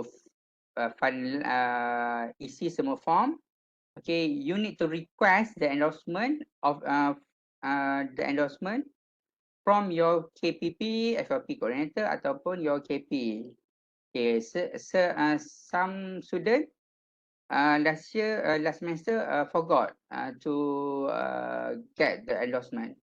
So hopefully, so when this happen, so it will delay your application because we need to return. Sometimes atas tu tak ada apa-apa kesalahan pun, tapi sebabkan you forgot to request the endorsement from your KPP, so we need to return your application. So this will delay the application process. Okay, and then kemudian bagi yang siapa yang ada DRP, so please apply after you get the finalized proposal. Okay, tak nak yang masa proposal awal you not finalize yet, you apply the ethics. Okay, sebab takut tak sempat nak apply. So we don't want this happen. Okay, kalau siapa yang ada DRP, so after your DRP, you can submit. Siapa yang tak ada DRP, after your evaluation, okay, after your evaluation of your research proposal, you can submit the application. Okay, kemudian after all complete, you can submit your active applications. Okay, through the Google form. Okay, this one is the link. If you don't want to see in the website. Okay, next is okay. After you get the send the application, so maybe you need to present your application if requested by the reviewer. Okay, and then after that, about 2 weeks ataupun 1 month depends on the reviewer. Usually, we give the reviewer 14 days to review the applications. So after you get sometimes no amendment, okay, so we start straight away endorse the ethics approval. So if you get the amendment, so you need to make some amendment with cover letter. So cover letter also we have already uploaded in the RIA website. So you need to submit the correction and then you will receive the decision letter. Okay, so for the decision letter, usually the office PJIA will email the letter to the supervisor. Okay, ataupun you also can see in the buka area website. So they have the decision letter. So all the decision letter we upload into the Google Drive. So you can see your is it your application already approved or not. Okay, kemudian after you get the approval, you can start your research project. Okay, and then apply. Kalau perlukan extension, you can apply the research extension. Okay, so next is what type of review? Basically, in the ethics approval, in ethics application, so they have three categories of review. Okay, first is more than minimal risk, MMR. So this one we will forward to the Research Ethics Committee, REC-UiTM, for approval. Okay, the second one is minimal risk, MR. So this one, this will evaluated at the FRC level only. Kemudian another one is exempted. So this one is exemption from the ethical review. So it's depend on the reviewer if they want to give you exemption. So you can get exemption from the ethics. So they have a certain criteria lah untuk this category. So we in the next slide. Okay, so so this is examples. The criteria about the categories of the reviewer. First is the minimal risk. Okay, untuk minimal risk, usually the study is no more than minimal risk research.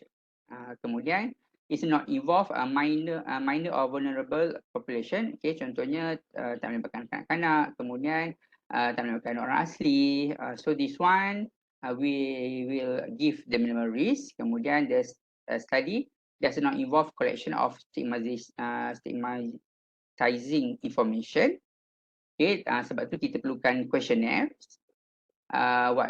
Sebab kita nak evaluate the questionnaire, is it they have the sensitive things inside the questionnaire. Okay, kemudian the study uses anonymous or archive samples.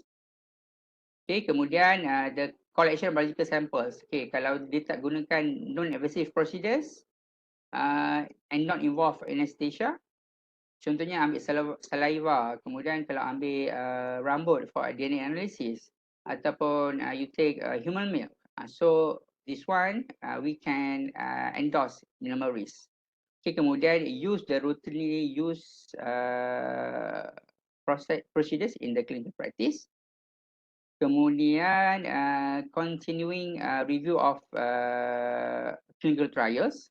Okay, this one not contohnya you get the samples from your master student. Okay, so you just use the samples, but you not recruit more participant. Okay, this one you need to get the ethics approval, but this one we can endorse the minimal risk. Okay, FRC can endorse the minimal risk. Kemudian study protocol amendments.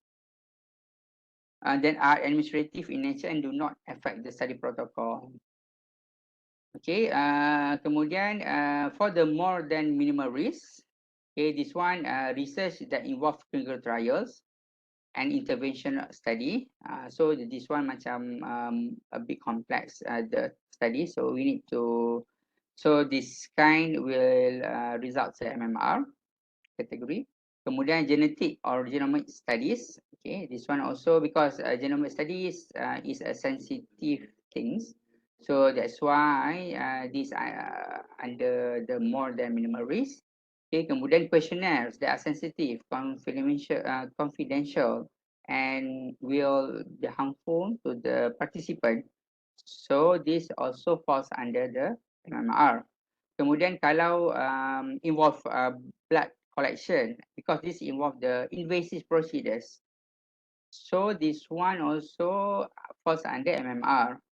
Okay, kemudian kalau ada procedures or device that are rarely used or not routinely used in the clinical practice.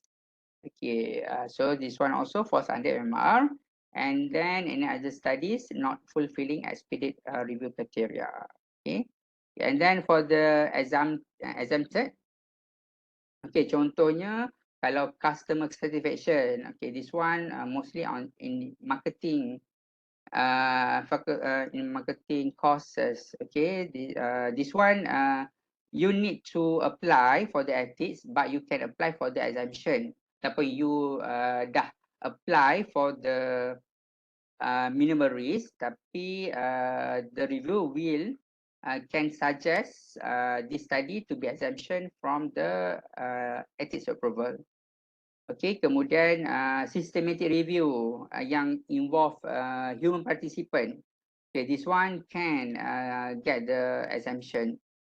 Okay, contohnya yang tadi Prof. Faiz mention pun case studies. So this one can be exempted from the ethics approval. Okay, because the study involve the human, so of course you need to apply the ethics, but you can get the ethics exemption. Okay. Kemudian, okay, this is examples of the ethics approval letter. So they have different types of ethics approval. So kalau MR, no amendment. So kita akan, kalau no amendment, usually kita akan straight away to give the ethics approval. Okay, kemudian kalau MR with no amendment, okay, kita akan give a 2 weeks correction to the student, to make correction. Kemudian after we satisfy with the correction, then we will give the MR status with the ethics approval. Kemudian kalau major amendment, 1 month for the correction. So kalau boleh kita nak kurangkan the student that require the minor or the major amendment, so that you can it will not delay your research project. Okay, kemudian MMR. Macam last semester pun kita ada seorang student yang MMR. This one we will discuss with the supervisor, okay, whether the supervisor want to proceed with the to the REC UiTM ataupun dia nak tukar the study. Okay. So in the ethics approval, so do we have the approval number? So approval number ni lah you can sertakan dalam your thesis and then your later if you want to publish your study in the journal. Kemudian type of approval, minimal risk, and then the amendment period kalau ada. Kemudian the effective date for your ethics approval. Okay, so at approval period ni dia depends, kita akan bagi depends on your dalam your application tu dia ada start and end of your project. So kita akan depends the date on your ERC1. Okay, so hopefully you can make sure that you state the sufficient period of time so that you no need to apply another extension for your study. All right. So next, the last one. Okay, this one is the last slide.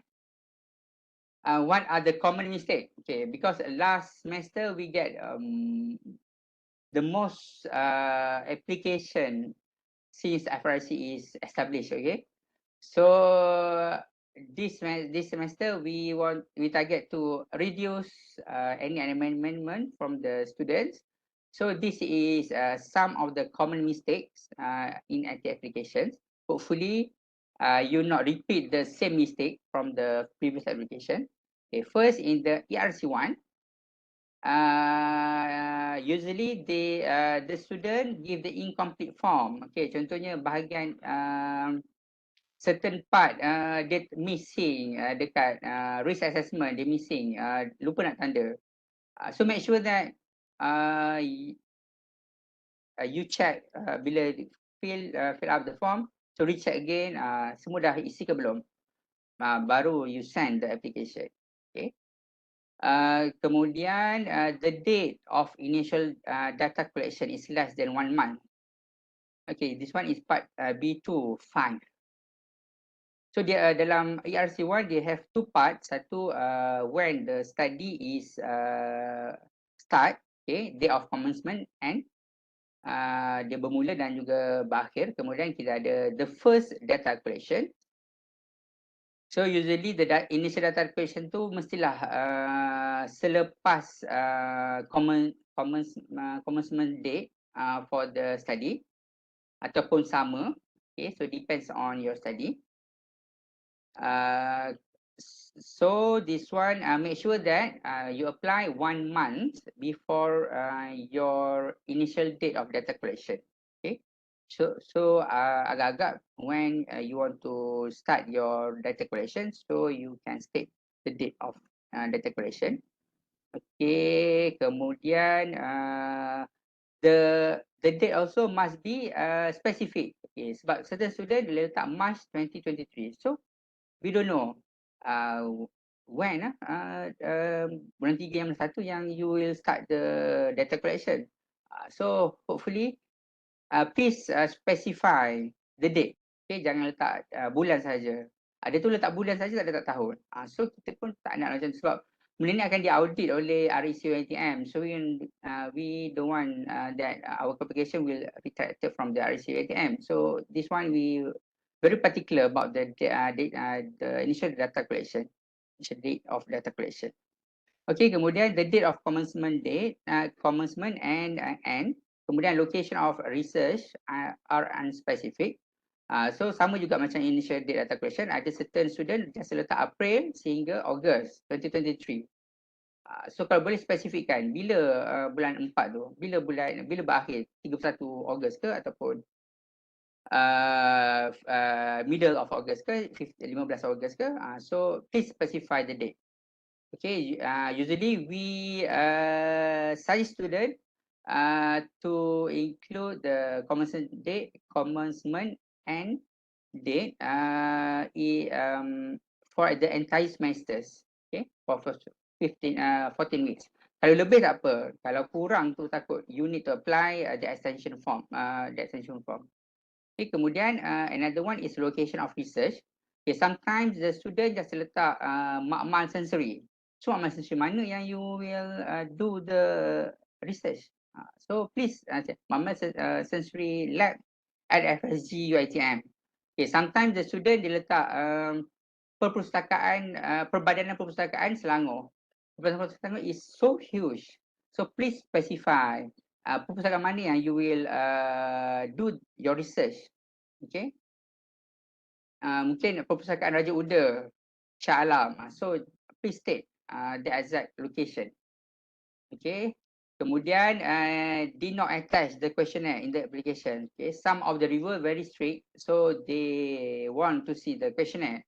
So if you not attach your questionnaire, we will give back the proposal and require you to make some to give back the questionnaire to re-evaluate. Okay, kemudian duration of study is too short. So this one, as I said, kalau boleh letaklah period tu for 1 semester. Okay. Kemudian tapi make sure that kalau yang this one dia boleh contohnya kalau you apply lewat tapi your start study to awal daripada you apply your application, so this one is okay, but the important one is the initial data collection. This one you cannot early from tak boleh awal daripada the date of your application. Okay, kemudian forgot to get endorsement from the KPP. So this one is very important. You get endorsement from the KPP before you send the application. Kemudian did not include sample size calculation. Sometimes you not do the sample size calculation. Just take a simple calculation je. Kalau you not specify any sample size calculation, at least you fill up that part. Because some the student just tinggal kosong je that part. So this one will make the form is incomplete. So we'll return the part to the student, the application to the student. And then did not mention inclusion and exclusion criteria of participant. Okay, this one also some of the student also did not mention this criteria of participant. Because bila you do the research, of course you need certain criteria to be accepted as your subject. So this one you need to put what kind of criteria of the participant. Okay, next is ERC2. ERC2 is the consent form. In other words, okay, this one usually the student did not include the translation version. Okay, maybe yelah sebab kita tulis proposal in English, so malas nak translate into the Malay. So this one can supposedly your subject is Malay, so supposedly you translate the form into the Malay version. Okay, and then forgot to write details of research. But sometimes the student just copy paste the form. Lepas tu ada tempat tu sebenarnya dia kena ubah, kena masukkan details of researcher. You forgot to put the details of researcher. So this one is the common mistake among the students. Okay. Assalamualaikum. Kemudian so hopefully that buat research, this kind of research not avoid this repeat the same mistakes, because this will delay your application process. Okay, so that's all. Kalau ada apa-apa soalan, ada apa yang tak faham, you can just contact me. Feel free to contact me. Kalau ada certain part yang tak jelas tentang IT application, so you can text me atau you can email me anytime. Okay, that's all. Okay, thank you. Thank you very much, Dr. Muhammad Hanis. I hope all of you are very well understood now how to apply the ethical approval of your research.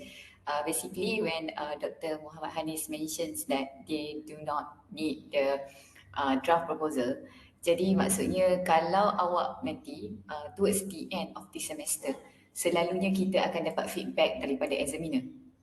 Maksudnya after final submissions, nanti coordinator akan distribute back your comment from the examiner, dan awak kena address all the correction yang examiner dah raise. Selepas tu baru kita akan buat ethical approval. Sekiranya your punya research tu terlibat dengan ethical approval lah. Maksudnya akan ada terlibat dengan humans sensory test ataupun yang melibatkan animals. Selepas mendapat komen daripada examiner tu, dah address all the comment, lepas tu dah dapat endorsement from your supervisor, baru fill up the ERC1. Maksudnya completekan form untuk ethical approval. Maksudnya bila Dr. Hanis cakap jangan apply awal, maksudnya sometimes bila kita buat first draft, second draft, kita dah mula fill up the ethical approval sebab kita takut ataupun risau nanti kita akan dapat lambat approval untuk start up our data collection. Jangan risau, maksudnya awak kena towards the end, dah habis dah minggu ke-14, bila dapat feedback daripada examiner dan juga supervisor do all the correction dulu. Maksudnya address all the correction and then submit for your supervisor for the approval, barulah kita mula fill up the ERC1. Dan coordinator akan memainkan peranan lah lepas tu. Maksudnya coordinator akan collect all the information ataupun all the Google Form dan akan submit kepada kita punya ethical approval. Tapi perlu diingatkan setiap ethical approval ada based on the branch masing-masing. Maksudnya kalau macam yang akan melalui ethical approval yang daripada Dr. Muhammad Hanis ni adalah kampus Shah Alam lah. Okay, kalau kampus-kampus cawangan kena contact yang punya coordinator untuk tahu kalau nak apply ethical approval melalui ethical committee daripada kampus cawangan tersebut. Okay, alright. So saya harap tak ada yang ada masalah berbangkit berkaitan dengan ethical issues. Okay, and then as I mentioned earlier, due to our session held on the Saturday and public holiday, we do not open any question sessions. However, you can fill up the Google form and then address the question there. So nanti saya akan give a feedback within a week through your coordinator if have any question from you. Okay, so again, special thank to our all speakers, Associate Prof, Technologies Chemist Dr. Suhaila Muhammad, our Deputy Dean, Academic Affairs, Professor Dr. Muhammad Faiz Fahmadullah, Dr. Siti Hasnah binti Kamaruddin, and Dr. Muhammad Hanis bin Muhammad Idris for great presentations. And special thank also go to all the coordinator with spend your time to join our sessions, and all of you guys. Thank you very much because you spent the day, half day, mungkin more than 3 hours, almost 4 hours today because to being through our webinar. Thank you very much. And then with that, we conclude today's webinar sessions. Thank you for all your attending. We hope you all have learned and enjoyed this presentation. Before leave the session, jangan lupa fill up all the Google Form.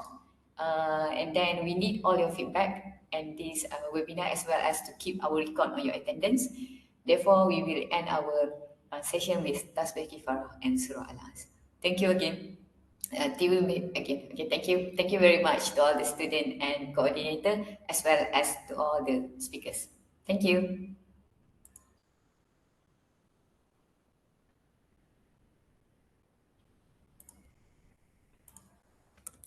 Thank you, Doktor. Thank you semua. Jangan lupa isi Google Form sebab we need all your feedback and then need to record all your attendance. Baik, Doktor. Okay, hai, Assalamualaikum. Selamat Hari Raya.